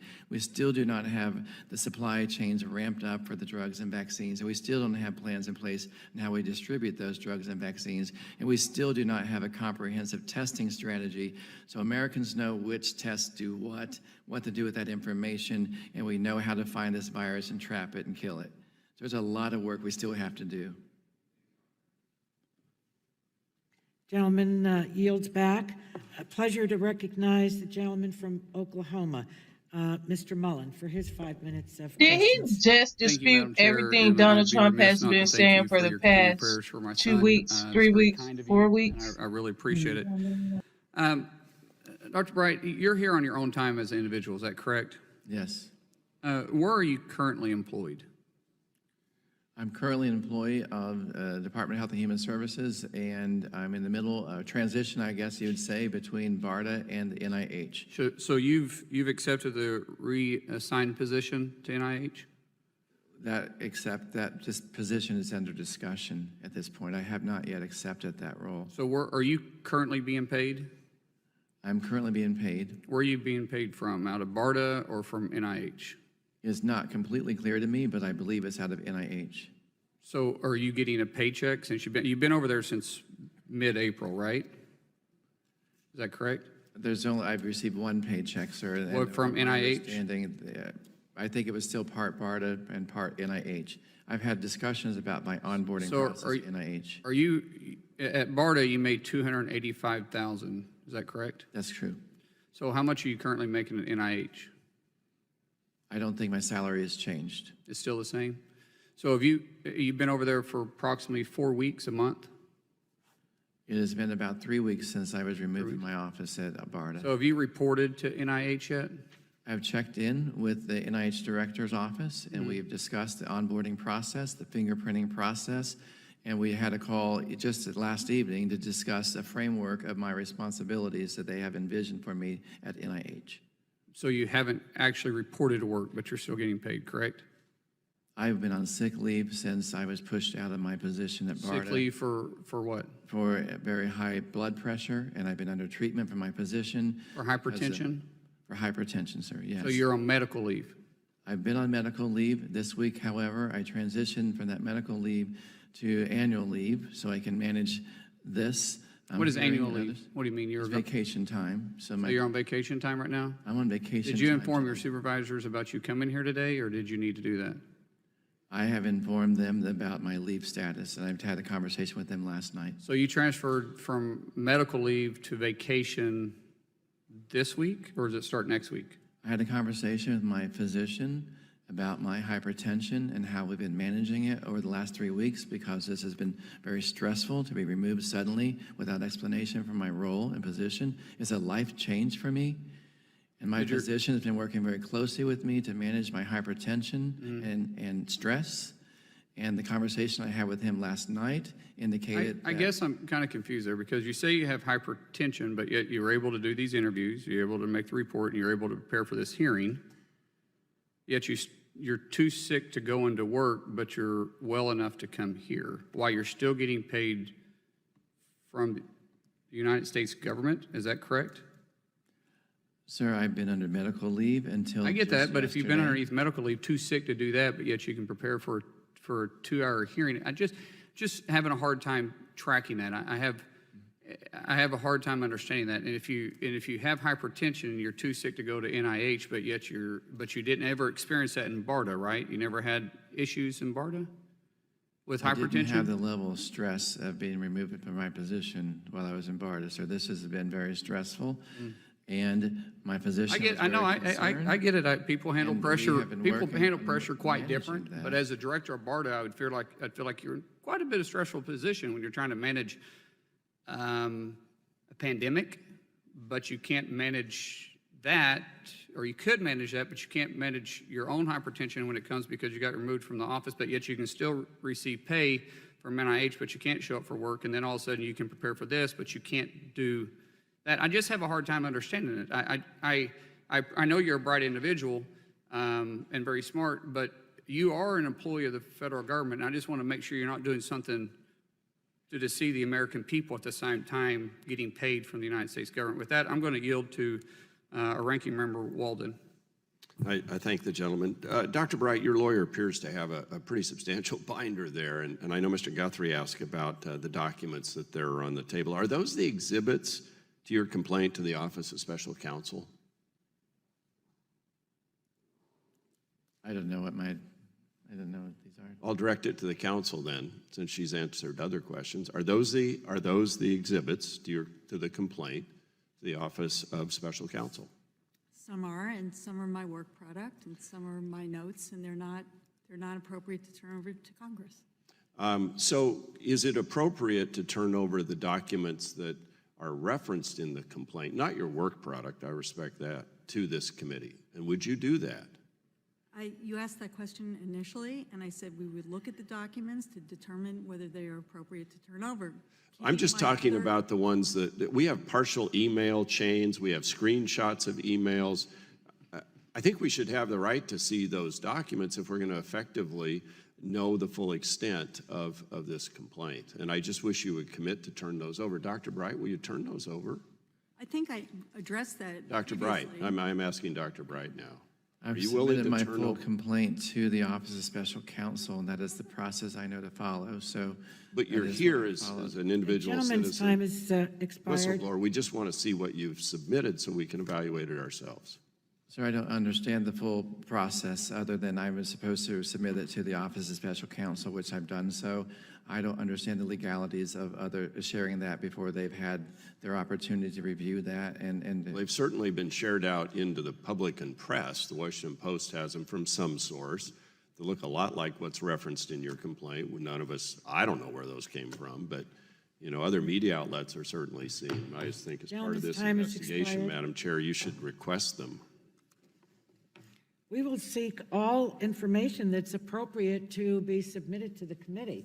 And what I circulated, or we circulated,